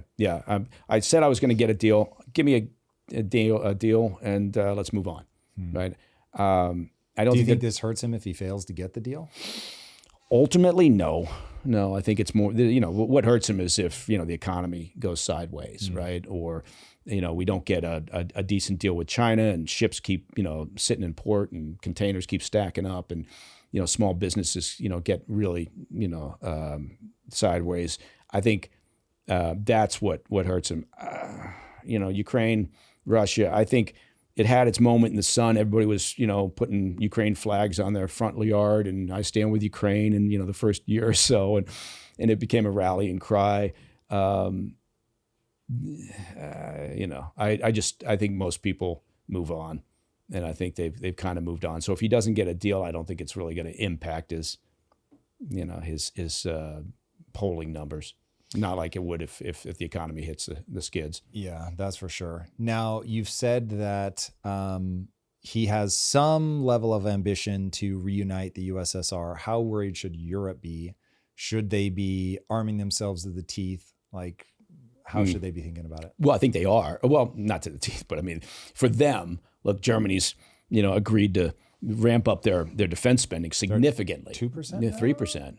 Yeah, they're going for their, and that's, people look at it and go, well, 3%, but it's a psychological shift, right? Mm-hmm. And so, and I think they look at it, and particularly, the Baltics, they look at that and think they look at it again. It's the way that you try to interpret Netanyahu and Israel's moves, right? And if you don't at least say, okay, let me try to frame this in terms of how they think or the realities that they're facing, right? Then you got a problem understanding what the other side is thinking, right? It's a business negotiation, right? And my company spends a lot of time gathering information on who's on the other side of the table, right? What are their plans and intentions and motivations, right? And so you have to do that. Put yourself in their shoes and you think, okay, I get why the EU would look at this differently than they do in Washington, right? They're right there. And it's all more visceral. And like you said, World War II wasn't that long ago. My dad fought in World War II. I mean, so, it's it's not that far removed, although it seems like it sometimes because we keep throwing around, oh, he's a Hitler. Yeah, I love that one. I mean, now Hitler apparently is just some guy you didn't like that much, or you don't like, or you don't trust, or whatever. It's kind of lost its bite, because we just throw it around. It probably happened with Genghis Khan too back in the day. Hey, he's like Genghis, no. Yeah. That guy was a whole different. Oh my God. Like that. Yeah. That one's, read about that if you want to understand the full breadth of the human experience. Man. Yeah. From what he did with the Silk Road was incredible. Good on you. Amazing. Right. Brought a unification of basically the known world at that point. Yeah. Oh, and by the way, you slaughtered your way to doing it. It's like, yo. Yeah. Yeah, that one's a trip. Well, it's like Stalin. It's like Pol Pot. It's like, we've got a lot of examples out there that we could look at and see the depths of human behavior.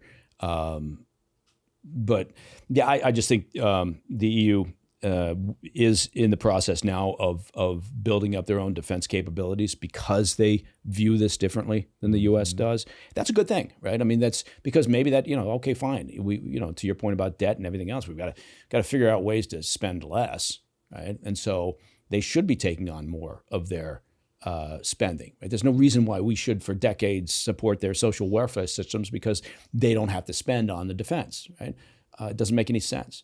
So, yeah, again, it's one of those opportunities that arises from things that initially look perhaps a little bit chaotic. Yeah. You brought up Netanyahu and trying to get inside of his mind. How do you think about that? It's I was gonna say let's talk about the easy one, this let's one talk about is, something that's not controversial, right? shall we? Yeah. Let's go right to the one we can solve here on the podcast. Yeah, how about we talk sports? How's that sound? There you go. Yeah. What do you think he's thinking? What's the play here? Should they be backing off at this point? Like what's going on? Well, let's see. Hamas, they're all over the map. They refused a week and a half ago. They refused the latest ceasefire proposal. Now they've put their own forward. I think they gave it to the Egyptians in Cairo and said, this is our latest proposal. Have you seen the details? Well, it provides for the release. I think it's a one-phase step, basically. It provides for the release of all the remaining hostages. And I think there's 59 hostages remaining, and maybe half are alive, right? That's their best estimate at this point. Honestly, I don't think anybody really knows because I don't think Hamas has complete control over that anymore. I think they've lost control over it. When the hostages were taken, it was a mix of groups that took them, including just like criminal elements that happened to be engaged in this scamper across the border to kill people, right? So it was, Islamic Jihad, and it was Hamas, and it was various, there's some family criminal organizations inside of Gaza. And so I don't think Hamas actually knows completely, but maybe half are alive. So their proposal, Hamas's proposal is, okay, we'll release those in one phase, in the first phase, basically one phase. We'll have in exchange, they haven't given, I don't think yet, they haven't given a specific number of Palestinian prisoners that they want released. It will likely be, if anything is true from past releases, it'll be in the thousands, maybe, 1,000, 1,100, 1,200, something like that. And then there'll be a 5-year truce. That's what they're calling for. That's all very optimistic. A re-engagement of humanitarian aid, right? Which was, for the most part, stopped back in March, I think. The aid that goes into Gaza, the dirty secret there is most of it ends up with Hamas for financial purposes. Then they resell it. They control doling it out. That maintains their power, their grip on power. So they're very keen. They've been having some cash problems. The reports are that they haven't been able to pay their fighters in a timely basis. That's a problem. Although you can imagine with the devastation, over the past year, they've also got somewhat a bottomless well of new recruits that they can count on to replenish their base. So, but they're also saying we're not going to give up our weapons. So there's no disarmament, right? And that's been a no-go for the Israelis for some time now. So they're saying we're not going to give up our weapons. They may be putting that in there because they really don't care about. Look, I think they feel like The only reason we haven't been completely destroyed as an organization is because we still have some hostages. So when you talk about leverage points, that's kind of the only leverage at this point. So I think maybe there's some gamesmanship here where they throw that, no, we're not giving up our weapons, and they're doing that because they know that it won't be accepted. Right. So you look at that, and look, the Palestinian Authority, which has always been at odds with Hamas, they've come out and berated Hamas, said just give up the damn hostages, move on, right? Stop it. Meaning, stop giving the IDF the reason to continue their occupation and their offensive on the ground and the continued destruction that causes and civilian casualties. It's a god-awful situation. But I think it's helpful if you step back and say, okay, let me put myself in the mindset of Hamas. Let me put myself in the mindset of the IDF. Try to understand what their thinking is, right? You don't have to agree with one or the other. I'm just saying that's where it stands right now in terms of the latest proposal. I don't think it's going to fly. And then there's a lot of there's domestic pressure on Netanyahu at home. He doesn't seem interested in bending to it. So I think he feels as if his course of action here is to continue. Maybe they get a deal with Hamas. Maybe they don't. I think he's been pretty clear about that. If we don't, we're going to continue. They'll do everything they can to try to get those hostages back. But, it's a goddamn mess. But then it has been for generations. So, we tend to always approach every conflict like this and think, well, we've got to solve it without thinking, well, is it solvable at the end of the day? And then you got the Iranian regime sitting over the top of it, pulling the strings on everybody from Hamas to the Houthis to Hezbollah to Islamic Jihad. And so then you could argue, well, you can put lipstick on a pig, and solve this little problem here, but are you solving the big problem? Because the Iranian regime is, their stated objective is the removal of Israel. They've created these proxy groups with the same stated objective. So until you deal with the Iranian regime in some fashion, and the hope has always been that the population would rise up and do it internally, which would be a great way for it to happen, obviously. So, what are the odds? Not good. Yeah. God, I sound so cynical. We've been hoping for that for a long time, right? They've had a couple of major protest movements. There was never any real meaningful support to those movements. But there's some indications that the population, not just the middle class or the educated population, which, has been more increasingly disgruntled with the regime in Iran for years now, but they've always gotten their base from, the outside the cities and the sort of the poorer populations, the agricultural side of things. And there's some indications that those people are also starting to get fed up, right? Personally, I think the only way to do this is you got to keep the screws on as far as the economic sanctions go, right? And if the mullahs feel like they're losing their grip in a serious way, then they'll maybe change their mindset. But because that's really all they want, hold on power.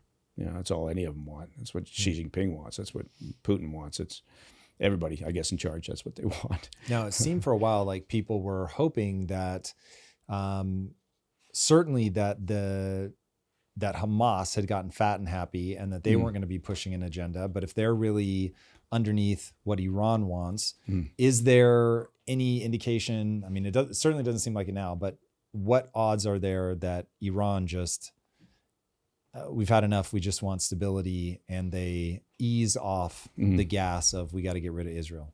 Yeah, that's a great point. I mean, we may be seeing some of that right now because they have shown some willingness to talk about their nuclear program.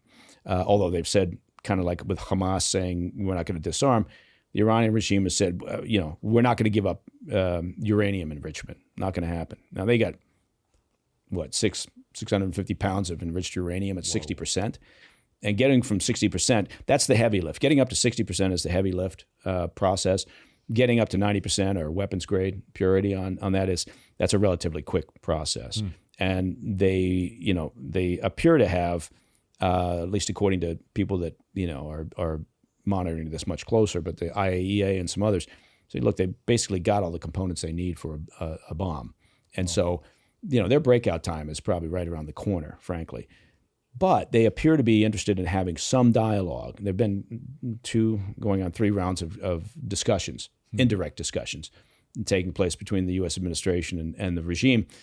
Their foreign minister, who is it, Abbas Araghchi. And so, that's interesting, right? Because they may be looking at this and thinking, okay, we had our proxy groups take such a hit, whether it's Hezbollah or the Houthis now, and certainly Hamas, that maybe it's time to step back a little bit. I don't think their thinking is now we want peace and we're going to give up on our objective.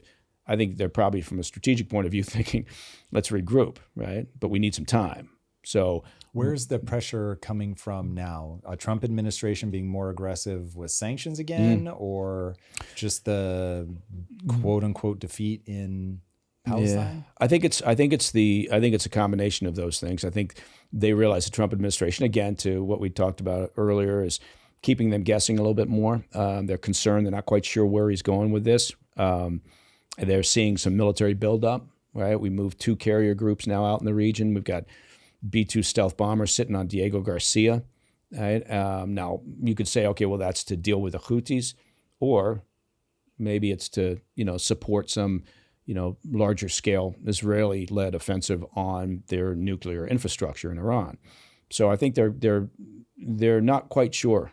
Again, the thing about the Biden administration, was they were readable. They were consistent. You knew what they were going to do. There was never a surprise with any of that. So, because you had a track record. You could look at Biden's 8 years with Obama, right? And so I think that, gave them some comfort. But so I think there's an element there. The sort of the degrading of their proxy groups certainly plays into it. The changeover in Syria. I mean, that was a big surprise to everybody in the region, right? And not just the U.S. or our allies. Everybody out there was like, what the hell just happened? I mean, it was like almost overnight. So I think there's elements here that say, well, maybe now is a good time if we can get them. I wouldn't take our foot off the gas. That's what they want. They want a relief on the sanctions. But I'd keep the foot on the gas there while we have these discussions and then see. I'm not saying we should trust them down the road, but if we could get a deal that actually provides for verification on their facilities. We didn't have that with the 2015 JCPOA deal because they were able to keep facilities off of the inspection list. So they made that decision and we agreed with it, right? And then John Kerry would talk about, well, trust but verify. Well, sure, you can verify the facilities that they allow you to look at. Yeah, it's very different. So if we had a full transparency on that, then great, we should do that, right? You always want diplomacy, you always want dialogue, you always want talk. So when I kind of denigrate Putin and talk about, how this thing is probably not claimed, but you still want to talk, right? You still want these conversations going on. But yeah, I think I'm pessimistic about a long-term solution out there just because history tells us it's probably not going to happen. Right? Now, having said that, we are seeing the Saudis, Jordanians, and others, look, they're not going to be unhappy if the mullahs go away. Right? They'd be pretty happy to see a change in that because what do they want? I mean, well, they in part, they want a more stable region to allow them to focus on their economies to keep their populations happy. So, things may be changing slightly and providing a more optimistic, landscape so that we could actually get something done. But as far as an internal uprising inside of Iran, I don't think that's going to happen. Low odds. Yeah. So the theocracy side of Iran, where are we at on that? Is the leader, I forget his name, is he? Khamenei? Yeah. Is he getting old? Like, do we have any hope of could pass away of natural causes and we don't have to worry? Or is there already people filling in behind him? Like, how much of this is great man theory of history? And how much is he goes away, the next one just comes right in? It's the latter, I think. Could be a son. More problematically, it could be he is old. I mean, they're already, they've been dealing with this succession issue for a while now. And there's been talk about his son taking over, but the IRGC, the Revolutionary Guard Corps, which is sort of the enforcer for the mullahs. And they also have their fingers in every aspect of Iranian government and the economy. Right? The IRGC makes a great deal of money. Right? There's an element of it that's just basically a financial enterprise. So they've got real vested interest in staying in power. There is some talk that maybe they take, if Khamenei dies, then the IRGC is more involved in determining the next leadership structure, and that's not necessarily a good thing, right? So yeah, there's been talk about it. Wouldn't be surprised if all that happens, within the next year. So it's I don't wish ill health on anybody, not even a Khamenei. But I'm just saying that the reality is, look, he's getting older and he's reportedly had some health problems. Now, Putin reportedly has had health problems. There have been people talking about him, for some time, but the intel's not all that good, right. And he seems to be, chugging along. So, but it's interesting. It's always a calculation when you're dealing with other countries, particularly those that are hostile to your interests, is evaluating the health of whoever's in charge, and then understanding, really digging into and spending a lot of time. There's elements within the intel organizations that spend all their time evaluating what that next leadership structure looks like, right? What those relationships are like, who is likely to land where. And then you're trying to set the table, right? Establish relationships with people you think it's fairly, common sense, I suppose. But there's a lot of resource put into it. All right, join me in putting a tinfoil hat on for a second. Oh, yeah. Here we go. Are we going to talk UFOs? I hope so. Oh, I'm kidding. You've got a take, man. I'm kidding. I know literally nothing about UFOs. But when I look at the thing we were talking about at the beginning, that you've got espionage, whether from China or somebody else, that certainly Russia and China have realized that Americans are easy enough to sway their opinion through social media, if nothing else. And one of the most divisive things right now is Israel-Palestine. When you look at the just radioactive way that people clash over this, does that just all feel natural, or is there something sort of pushing that division? Well, there's certainly elements pushing it, right? And part of it, look, the Iranian regime has a very active cyber operation, right? The disinformation campaigns. Others, it's in the best interest, I guess the best way to put this, it's in the best interest of countries that aren't aligned with the U.S. or have our interests at heart, to create division and chaos, right? So whether they're doing it based on politics, partisan politics, whether they're doing it based on race, right? Whether they're doing it based on a geopolitical issue like the Israel-Palestine conflict, you can guarantee that some of what you're seeing out in social media, there's something underlying it, right?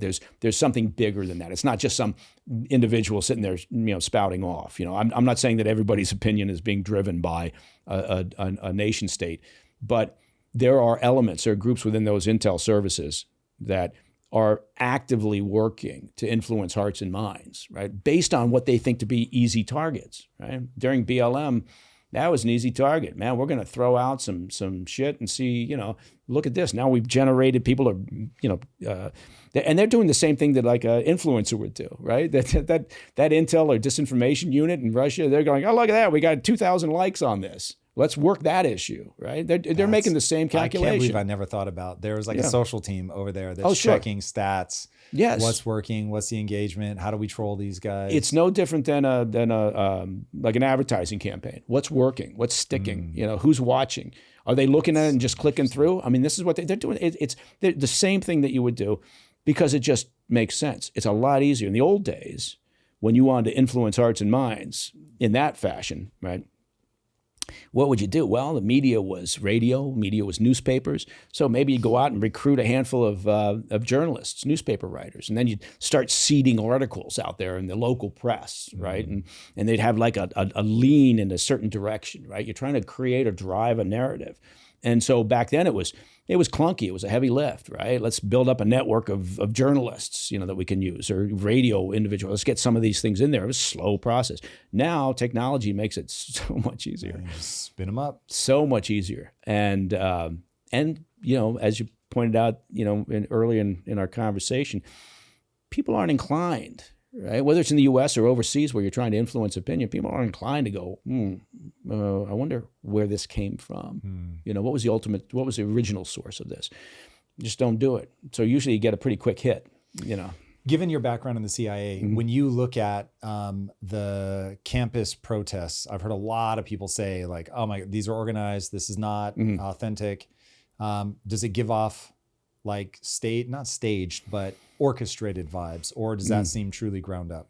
Some of it's orchestrated. I don't really believe at this stage. I'll tell you why, but I don't necessarily believe that anything's really a grassroots movement anymore. Really? I hate to say it. Okay, fine. If there's a local, tiny little community issue, and okay, fine. But what I mean by that is, let's take an issue. Mining. We talked about mining earlier in regulatory policy. Very sensitive issue here in the States. Most people don't want to mine in their backyard. So I'm so shocked. I know, it is shocking. Surprising. That diamond mine in Russia looks cool. That's right. How about a cobalt mine? Yeah, let's dig up the local park.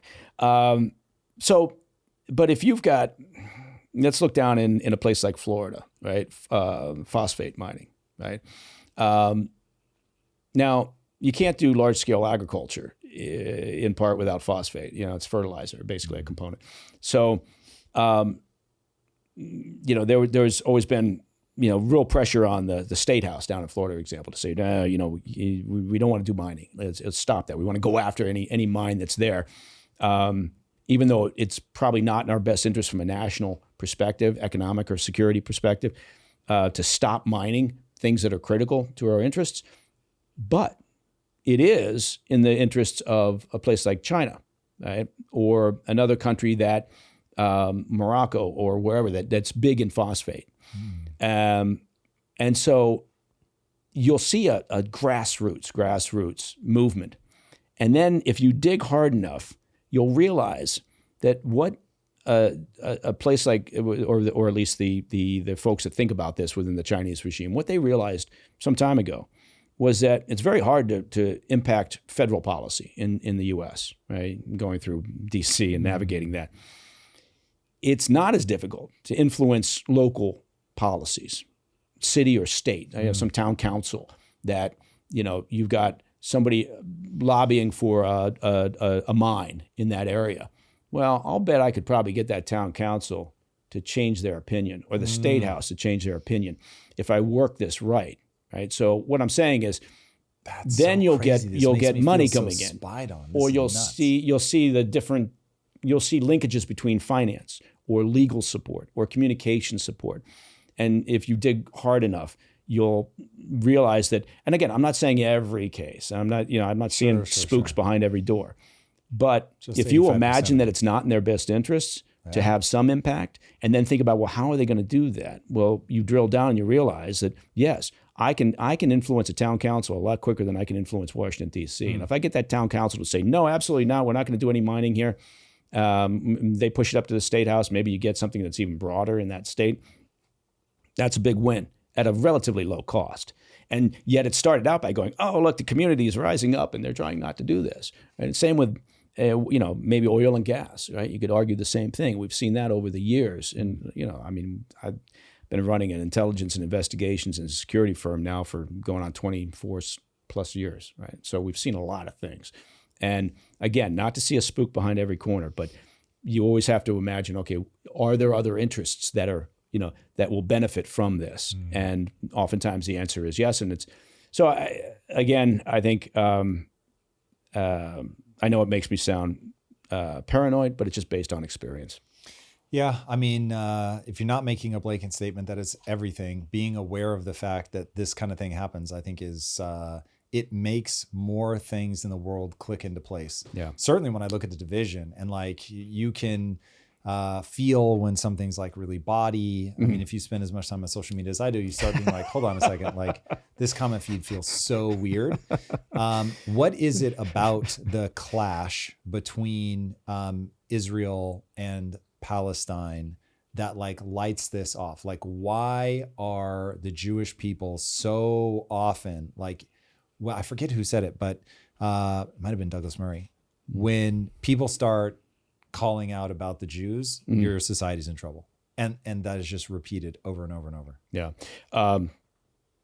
It's a great and complex question. To go, before I do that, I finish a thought with the question you had about the campus protests.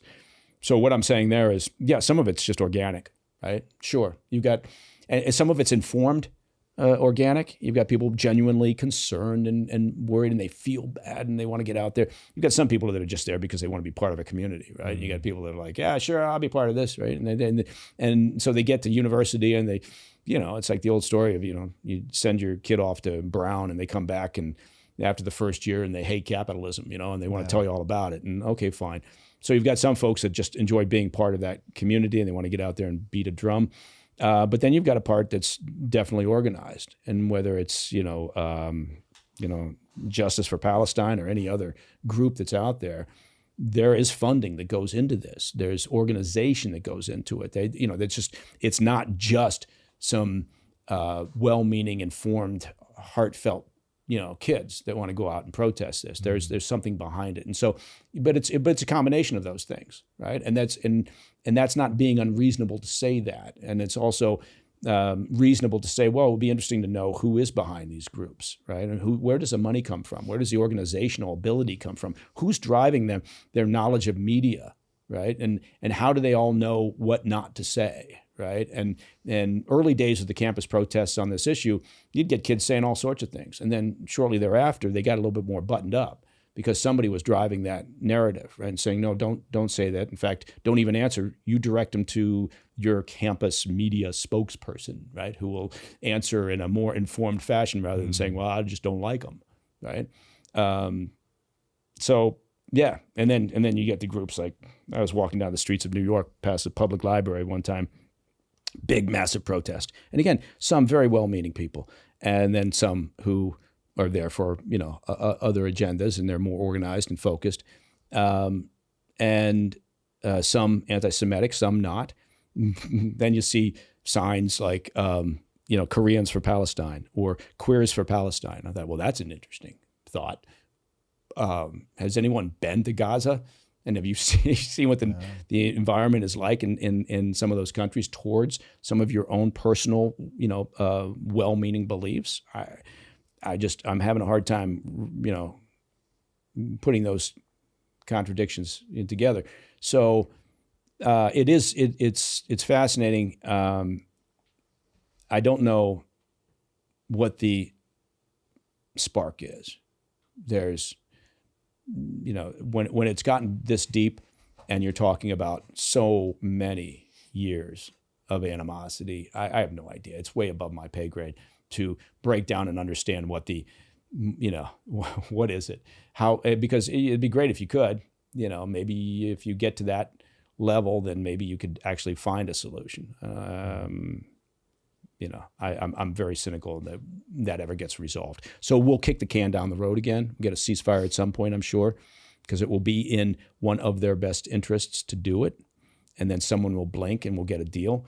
But you're just putting a Band-Aid on a sucking chest wound, right? You're not solving the problem. So it's just one of those situations that arise from time to time that will have to, over an extraordinarily long period of time, play itself out. Yeah. That's very, very unsatisfying as an answer. I give a fair number of talks or speeches around the country, and my wife, who's the greatest person I'll ever meet, she always says, try not to bum everybody out completely, right? Try to leave them smiling somehow, right? And I'm like, with a medley of show tunes, or what do I do to do that? Because, the world is the way it is, right? I think it's a very resilient world. So to your point about, well, we just ride it out, we get these moments in time with these various locations, and you get a flare up, and we all imagine it's going to be the absolute worst that it's ever been, or like the incivility and the partisan politics in the U.S. Oh my God, this is the worst it's ever been. No, it hasn't. Civil War was pretty bad. We've seen worse. I tend to, maybe I'm just grasping onto optimism. I don't know, but I do think it's a very resilient world, and things do work out, because I think there's a certain survival instinct that kicks in. Sometimes it takes a lot. Like you said, you got to hit the bottom. But ultimately, I think we find it. So I don't think I guess by that, I mean, I don't think we're heading to a nuclear confrontation anytime soon.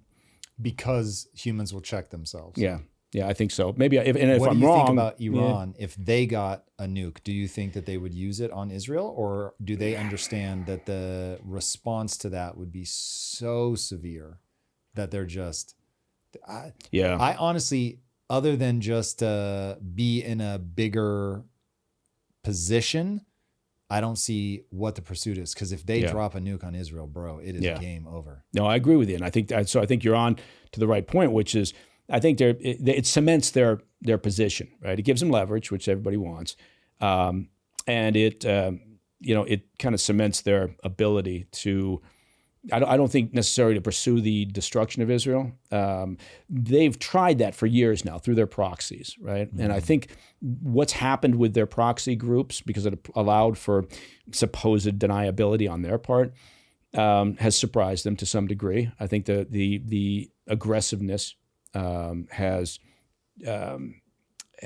caught them off guard and caused them to recalibrate. But I don't think that they would use that. I think the danger is it creates a sort of a domino effect. The Saudis would certainly pursue it. And we're already in conversations with the Saudis about their nuclear energy program. Yeah, they've wanted a civilian program for some time, in part because they're setting the table. They're worried about, what happens when Iran says, hey, we're a member of the club. And so you would get others in the region. Now it becomes more of a problem, because now you're increasing the potential for an event, a mistake, right? Something that you can't predict necessarily. Yeah. So I think, that's the danger. Not that they get the bomb and the next day they drop it on Israel, because I agree with it. They want to stay in power. So. Yeah, I mean, so to your point, put yourself in their shoes. If I'm in their shoes, I know better than to drop the bomb, but I also know that it is a possibility that Israel continues to try to disrupt us. And if this escalates enough, I want to have that in my back pocket. I don't want to be in a position like the Ukraine where a stronger force can come in and invade them because they don't have. But yeah, from a nuclear proliferation standpoint, that strikes me as very unideal. Yeah, you would grow the nuke club relatively quickly at that point in terms of the regional actors. And given the number of conflict spots out in that region, that's a bad thing. So, I mean, I agree with the idea that we've got to stop them. We've got to, in some fashion, whether it's through a better deal, eventual relief from sanctions, whatever it might be. You're making decisions. Sometimes you choose. It's operationally speaking. Sometimes you're taking the least worst, operational choice, right? And you're making decisions with imperfect information, right? But I think it's right to pursue that, to make sure that if we can, we get a deal. Now, if we don't, the option that's on the table right now is a military option.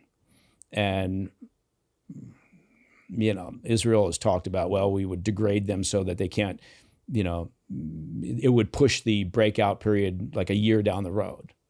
Really? That's all you're pushing it? I mean, you're going into a potential, military confrontation that you can't predict an outcome to get 1 year, relief.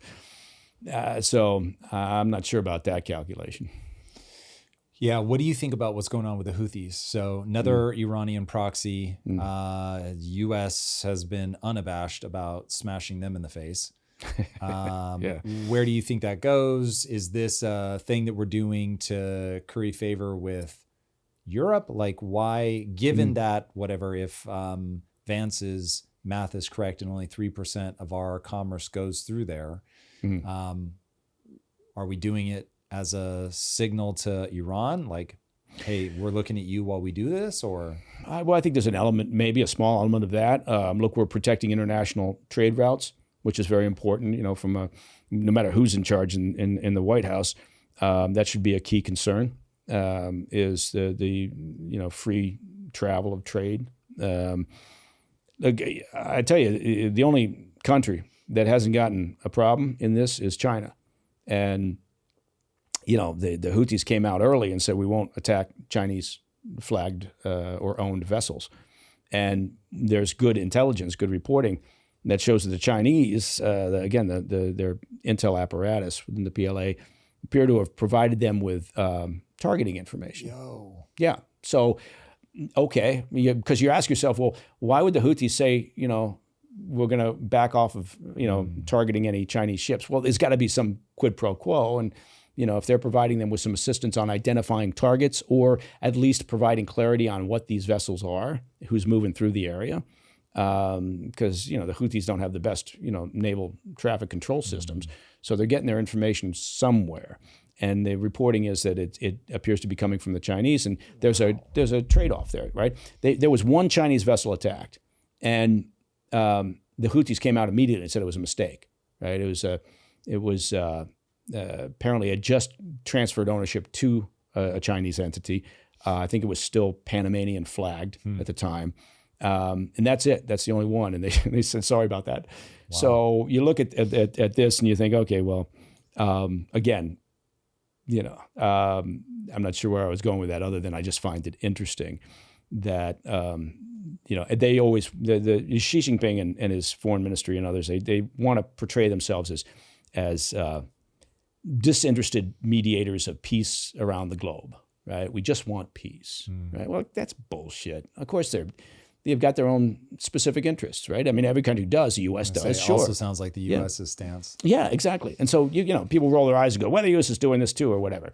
Well, yeah, that's just the way it works, right? And so, but don't believe, the Chinese regime when they say they're just interested in mediating global peace. They've got a hand in just about everything, right? Yeah. So I think it is interesting. But with the Houthis, look, we've degraded their weapons stockpiles pretty well so far. They've shown some pretty impressive resiliency, right, in continuing their targeting, their attacks. But I think that's a minor issue, frankly. I mean, it's occupying the military's focus to some degree, and it's certainly taking up time on signal chat groups. Who hasn't sent airstrike plans to their wives in the past?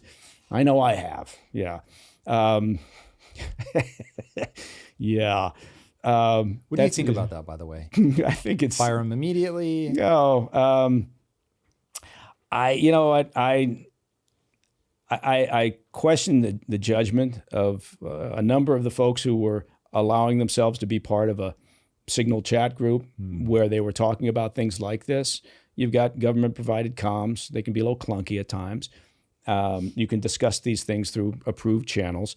I get it. Everybody wants ease of communications, right? Signal being a commercially available app. Some people will say, well, but it was behind a government firewall. And so it was don't underestimate, whether it's China or Russia or North Korea or Iran or others with motivation and ability, their ability to access information that they're looking for, they want. It's an incredibly aggressive space. And so I think it was an awful mistake. I think they should have admitted it right off the bat. This was a mistake. They got very defensive, and certainly he's gotten defensive over the second go-round. Do I think he should be fired? Above my pay grade. Do I think he should have been nominated in the first place? Also above my pay grade. I always like to see people with a lot of experience, a wide range of experience. Do I think he's the most experienced person that they could have tagged? No, but what were they looking for? They were looking for loyalty. Almost all those people that they put into those positions, one thing that they've got in common is they've been insanely loyal to Trump over the past first term and then the intervening years. And I think they were, after that first term, I think, that was a priority. Who's gonna stand with us regardless, right? And so I get it. I understand why they were nominated. I'm not, not sure that they've put the most experienced people in some of those positions. That's a very diplomatic way to put it, I suppose. I do know you shouldn't be using, no matter whether it's by a government firewall or not, a commercially available app to communicate anything. And they're saying, look, it wasn't classified information. Okay, I mean, maybe you're parsing words. Was it top secret? I don't know. But if you're referencing airstrikes or attack plans in any fashion, not necessarily an attack plan as it's technically referred to within the military, but just keep your yap shut and talk through approved channels. That shouldn't be that difficult. And it erodes confidence to some degree amongst junior ranks. If you're doing things, it's like when people started writing books when they got out of senior positions, right? In the military and in the intel community. And, eventually that creates, whether you want it to or not, or whether you believe it does create a certain mindset that says, well, they're talking, why shouldn't I? So then you get somebody at a junior rank, somebody comes out of an enlisted guy and says, I'm going to write a book during my time in the SEALs or whatever. People coming out of the agency say, I'm going to write a book about my time in the agency. I think, okay. But I think the same with this. They look at it and they think, well, that doesn't seem very buttoned up. So, next time I've got to get a hold of somebody quickly, maybe I'll use Telegram or something. I don't know. Anyway, it's a rambling answer to your question. Well, going to something that I think is potentially pretty important. We had effectively an open border for a while. How do you assess the level of danger? Should we be paranoid? Were foreign nationals coming across, or was it just people seeking migrant work? It's a combination. People seeking a better life, people seeking, immediate employment somewhere. You had people that were being trafficked. You had criminal elements, cartel elements. I'm sure that you had. And again, you say some things like this. I'm gonna say this. Look, you had a large number of Chinese males coming across the border, particularly in the San Diego sector. Were all of them PLA intel operatives? Of course not, right? Would the PLA look at this and go, there's essentially an open border down there. It's an opportunity. So it doesn't cost us much. Let's use this opportunity to maybe insert some folks who it could be very innocuous. We want you to do a recce on a facility, or tell us something that you find of interest related to the power grid, or look at the water treatment facility there in Northern California, wherever. It doesn't have to be give me the nuclear codes, right, to be of interest to an operation like the Chinese regime. So. Certainly there were some people that came across that had nefarious intent in that regard. Certainly the cartels were getting their people across. What would the cartel's goal be? Well, that's revenue streams, right? So human trafficking, they were making massive amounts of money off of floor fees and just it's a large-scale business. So you're moving people across, and whether they're Chinese, whether they're from Haiti, whether they're from Venezuela, it doesn't matter. There's a revenue stream there that is fairly well organized, and they were making billions of dollars off of this. And then you got the drug smuggling, which has always been sort of their number one, revenue stream. And that's actually, as the numbers have dried up, there were 95% fewer crossings in March of this year than there were the previous year. Right, so the numbers have dropped dramatically, and what does that mean? Well, that means the cartels have to adapt, right? Because they're all about cash, making money. So now they focus more on what they've always been their bread and butter, which is the movement of drugs, and we're already seeing more drug busts, more effort by the cartel operations to move gear across the border. So that's not a surprise. If you don't have a secure border. You can't, as a government, as a federal government, tell your citizens that you're doing your primary job, which is keeping them safe. You just can't, because you don't know who's coming in, right? Maybe one person. Well, as we saw from 9/11, you don't need that many people, right, to create a whole hell of a lot of tragedy. So, it never struck me as something that should be difficult to understand. And clearly it wasn't a problem. In short order, the current administration has enacted policies that have stopped the flow, have dissuaded people from making the trip to begin with, and in reality, for a lot of those people, protecting them, right? Because a lot of those people end up in bad situations, or they get trafficked, or whatever it may be, and then they get turned around and sent home now, and they're not inclined to make that trip. So I'm all about border security. Do it the right way. I don't know, about the issue of, okay, well, what's the Constitution say about this particular issue? So the insane amount of attention that they've given to this cat down in El Salvador that was deported strikes me as perhaps the left. I get what they're saying about this is why we think that was a bad idea or needs to be rectified. I just think they picked the wrong target. So anyway, I'm glad to see the added security on the border. I think it's very important because, again, look, every other nation does this, right? Even the EU is now rethinking their open border policies. They have to. Yeah. If you offer entitlements or you have a culture, like having open borders is going to be a problem. People will for sure come for the entitlements. Yeah. And then also there's just integrity to the culture. If you at all care about your culture, you want to make sure that the people that are coming in are going to adapt to the culture. Right. They have to look like you, but they have to share values. And if you don't share values, man, you're in real trouble. Yeah, and that's the whole issue of assimilation. If you don't expect or insist or create an environment where you expect the incoming people to assimilate, I agree with 100%. You've got a serious problem. And now the UK, as an example, they actually celebrated sort of, because I think they thought in their minds, look how self-righteous are we? We're celebrating diversity. But they were telling people, no, if you're coming here from wherever, pick a place, Afghanistan or Iraq, wherever, then you're Iraqi and you should celebrate that, right? And they almost for years had this policy, and they had a name for it, I forget, but it was like, celebrate where you come from, and maybe eventually, okay, great, you're part of the UK society, but that wasn't their primary focus.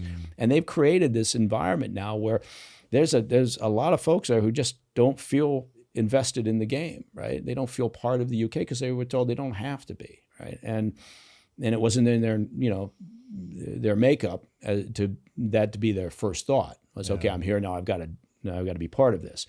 And when they're told otherwise, then sure, great, And so it's no surprise. But anyway, I think does the Trump administration sometimes do things, whether it's with immigration or other issues, where it's a self-inflicted wound because they don't necessarily message it properly? Sure. Yeah, maybe so. They are a move fast and break things kind of organization yet, and they're going to drive some people nuts. Yeah, I mean, we'll see if they make mistakes and they rectify it, great. If they just move fast and break things, those things that they break are going to build up over time, and they're going to lose their credibility. They will lose the midterms, and then it's game over. So we'll see. I don't think Trump is constitutionally capable of reining it in. So we'll see. But I also think that people end up barking up the wrong trees. The thing with immigration that I am just absolutely shocked by. This is always a dangerous thing to talk about. But when I look at America and I look at the formation of Israel, I see basically very similar things, where you've got one group of people that come somewhere where there are already people, and slowly over time, you just bring more of your people, and whether it's through smallpox, like in the case of just absolutely weakening the Native Americans, and then just warfare. And then if you want to talk about how we, under Polk, President Polk ended up taking from sea to shining sea, we also had to take over a huge swath of what would otherwise be Mexico. And even while it was happening, our own generals were like, this is a stain that America will never be able to wash off itself. And of course, over time, people just forget. It's like, these are the borders. It is what it is. And everybody moves forward. So I could not be more proud to be an American. But I also am not going to lie to myself about how America came to be America. Right. And so same thing with Israel. It's like, hey, it exists now. Good luck getting it to not exist. Like, they're going to fight really hard. But similar thing. Yes, that was their ancestral land, but it wasn't just them. And so they just I mean, it is a game that works. They kept importing people until they got to the point where they're economically powerful, which then allows you to be politically powerful. And then all of a sudden you have a state. Yeah. And so to pretend that that didn't happen is deranging. And I don't understand why people don't acknowledge that people are going to feel some kind of way about that. Yeah. But then you have to say, but it is what it is. We are here. And so if you attack, we are going to retaliate.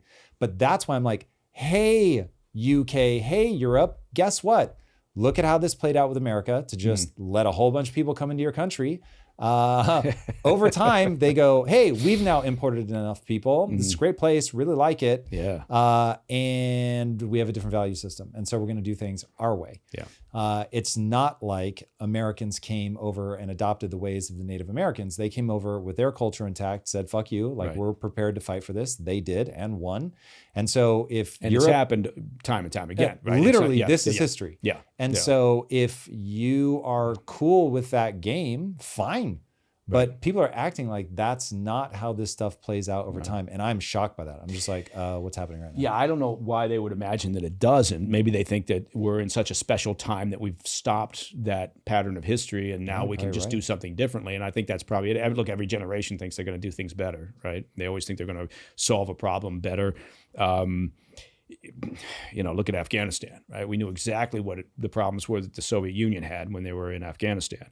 And then we just turned right around and repeated that, right? We couldn't control the cities, right? Or we couldn't control the countryside, and we couldn't, figure out the fraud element within the government. You couldn't figure out how to create more of a federal system. You couldn't figure out, how to find leaders that could, hold things together. It was a real shit, and we knew that from a very, very recent case study with the Soviet Union. We went in there thinking we're going to do it because it's us, right? We're going to do it better. Yeah, and they're going to love this. They're going to love democracy, right? People do not understand frame of reference. Yeah. People have a frame of reference. They grew up in a certain system, and that changes their perception of a million little things.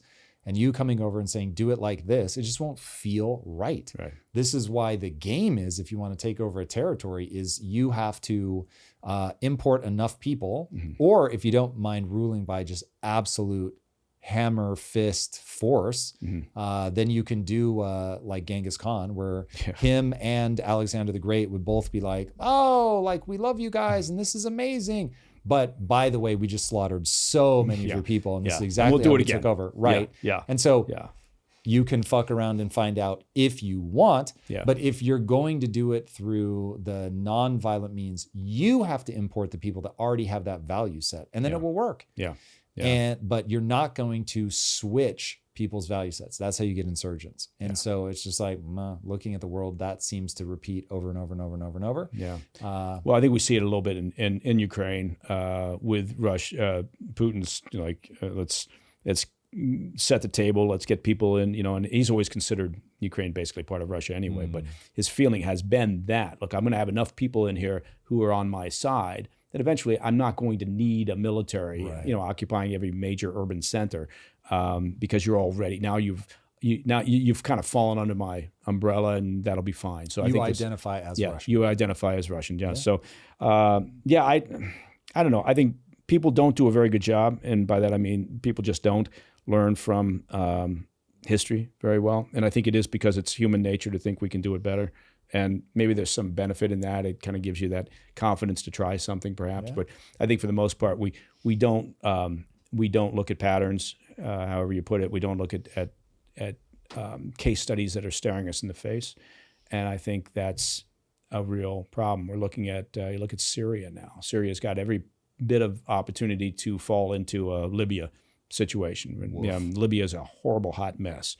So right after Assad fell, and Assad was a butcher. His dad was a butcher. So rightly so, people were going, "Yay, Assad fell!" And now we're gonna get this federal government, and they're gonna respect all religions, and it's gonna be great. And fine, I get the optimism or the desire for optimism, but we probably want to be a little more pragmatic. Yeah. Even just looking at America, the founding of America was shocking to me in that it was something like 6 or 8 years after, in fact, I think 8 after, no, more, like 12 years after the signing of the Declaration of Independence. I think that's correct. 1776 to 88 is when we finally ratified the Constitution. So you got 12 years before we actually become a country from the time that we say, okay, we're willing to fight for this. So I didn't realize even after the war ended how many years. It took them like another 4 years to actually like get it locked down and get the states to agree. And when I looked at that, I was like, oh, damn, like this really is a brutal process. And it's so fragile through that whole time that creating another American experiment, I don't think is going to happen very easily. Yeah, I agree. It's a sort of a conflagration of events that have to all fall together and almost in a perfect storm. But I guess, but I think that we were on a very bad path with the essentially open border policy. I don't know if the previous administration would refer to it that way, but it's basically what it was. You know, when you're talking about millions of people coming across on a constant basis, and you're trying to, and not just from a national security perspective or from, you know, the criminal element or whatever that may be embedded in there. And it's wrong to talk about all those people and say, hey, you know, getting all the, you know, worse people. Of course not. You're getting a lot of people who just actually want something better, right? And they're living in very awful conditions. And they see this and they see sort of a welcome sign out there. And like you said, they see entitlements and they think, great, why wouldn't I make this trip? But, you know, I think that you can't sustain that over a period of time. People always say, well, we're a country based on migration or immigrants. And yeah, that's true. But there was also a sense of, well, in the sense of, sure, it was more, no. You had no entitlements. It was no entitlements. It was less, I would argue, it was a little bit less diversity. A lot of European, you know, migration. Even like set that aside for a second. Let's say it was the world's most diverse thing ever. And yes, we clearly were founded on immigrants for sure. However, it was so different than what people mean by immigrants today. You rolled up and first of all, the odds of you dying like 30% or something on the journey. On the journey, yeah. So it's like you might not even make it. Yeah. You get there, no entitlements whatsoever. So this is if you can make it here, you can make it anywhere kind of thing. Yeah. If the weather didn't get you, if you didn't starve to death, you were going to have to potentially fight depending on how early you come over. Because Native Americans were not exactly like, hey, welcome. Yeah. So not after the first few encounters. This may not be going the way we want it to. So it's like that is a very different kind of immigrant. Yeah. I think also to your point about, you know, the way that the country was built, you know, going way back in time, it's a lot messier. Right, whether we're talking about the history of the Middle East, or we're talking about the formation of the U.S., whether we're talking about the you know, slavery, it's a lot messier than people would want to necessarily think about. Right, it's you know, where did slavery start? Who was involved in that? Right, well, it wasn't just a bunch of white Southerners. Right, and it's got a lot longer of a history. Right, oh my God. You look at the American Indians and their use of slaves and taking of slaves, and you look at Africa and how they were, you know, at the front. So that's an example. You look at the Middle East and you think about, you know, how problematic it all is, right? In terms of it doesn't lend itself, I guess is what I'm saying, to an easy solution. It's not one side good, one side bad, right? But we don't have the time or the interest or the inclination to say, okay, it's a complex problem. Let me understand all sides of it, right? So then it becomes, oh my God, I'm embarrassed about the formation of the U.S. I'm so embarrassed, and we have to suffer and apologize on a constant basis. Fuck it, I'm not apologizing. I think I'm, you know, it is what it is. It's not. There's some ugliness to it, and I think we should all learn about it, and you should study it, right? You don't whitewash it, but at the same time, you don't sit around full of angst, right? I mean, from my perspective, you try to make things better. Right? You do what you can in your little orbit to be a good person, to try to help people, to try to be the best you can. I'm not going to sit around and angst over, you know, how the U.S. was formed or, you know, the past. I'm going to be aware of it, and, you know, you work hard to make sure that you do the right thing. But yeah, anyway, and I don't know where I was going with that other than. I thought it was your uplifting. It was my uplifting. The way, Mike. I like That's what it was. God damn it, it was uplifting, wasn't there it? There it is. See, you did your wife very proud. Yeah, nobody ever said that about Mike before. He's uplifting. Yeah, Anyway, no, look, life is simple, right? I tell this to our boys all the time. You don't have that many options on the decision tree, right? Don't make life more difficult than it is, right? You got to oftentimes make decisions with less than perfect information, but always, you try to do the right thing, whether it's for religious purposes or not, regardless of whether you believe or not. Hey, you're playing the odds. Maybe you get up there, you're an, atheist all your life. You die, you find out that there is something bigger up there. Well, if you tried your best during your life to be nice and good and do the best you can, hey, it paid off. Maybe whatever's up there will reward that, and you say that's great. If not, then that doesn't matter, right? But you still did the right thing or tried to do the right thing. It's not that tough, and then you work hard. And one of the few goddamn things you can control in life is how hard you work, right? I tell that to the middle boy all the time. He's a basketball player. He loves basketball. Has worked very hard at it. He's never going to be 6'10", but goddamn it, that kid works harder than anybody else on that team, right? And always has, and wherever he's at, whatever program he's in, and you can control that, right? And same with the other kids. You can make that effort, and there'll be a place for you if you just keep that in mind. And it doesn't break your back working harder than most, because a lot of people don't work that hard, right? And we've populated the world with enough average people, right? So I think if you're a parent, you're trying to raise kids, you've got to set the bar higher. Say, I'm not here to raise average, right? Do what I can. I'm not expecting Olympians. I'm not expecting, that's not the point. But you got to, whatever it is that sparks you, you got to work as hard as you possibly can on that, because that's what everybody deserves, right? You need to do that to make a marker, to make a difference, right? Life's short, so you got to work hard. I love it, man. Yeah. Where can people keep up with you? Well, they can come by the Idaho compound, just knock on the door, say hello, or pour some bourbon. There's the X, or what used to be known as Twitter, by everybody's favorite technologist, Elon Musk, I guess, is at MB Company Man. And then the company is Portman Square Group. It's an intel and investigations and security services firm, should you ever need that. And then I hope people will pay attention to the President's Daily Brief. It's our podcast every day in the morning for about 20 minutes, in the afternoon for 10 minutes. It's the PDB, and we basically just highlight 3 or 4 critical stories around the globe. We try not to tell you how to think about them. We just tell you what's happening. You guys can think about it the way you want to. And we have at President's Daily Brief is our YouTube channel, and so you can get all the episodes there, and our weekend show that has guests and insight. I appreciate you letting me bang on. I realize I've just taken 30 minutes to talk about how to get in touch with me. That's great. But anyway, that's it. Yeah. Awesome. All right, everybody. If you haven't already, be sure to subscribe. And until next time, my friends, be legendary. Take care. Peace. If you like this conversation, check out this episode to learn more. Tomorrow, the president is going to get a briefing from the CIA on his desk. What should be in that briefing? That's a great question. It's going to be a different briefing than it was yesterday, which it goes without saying, but at the same time,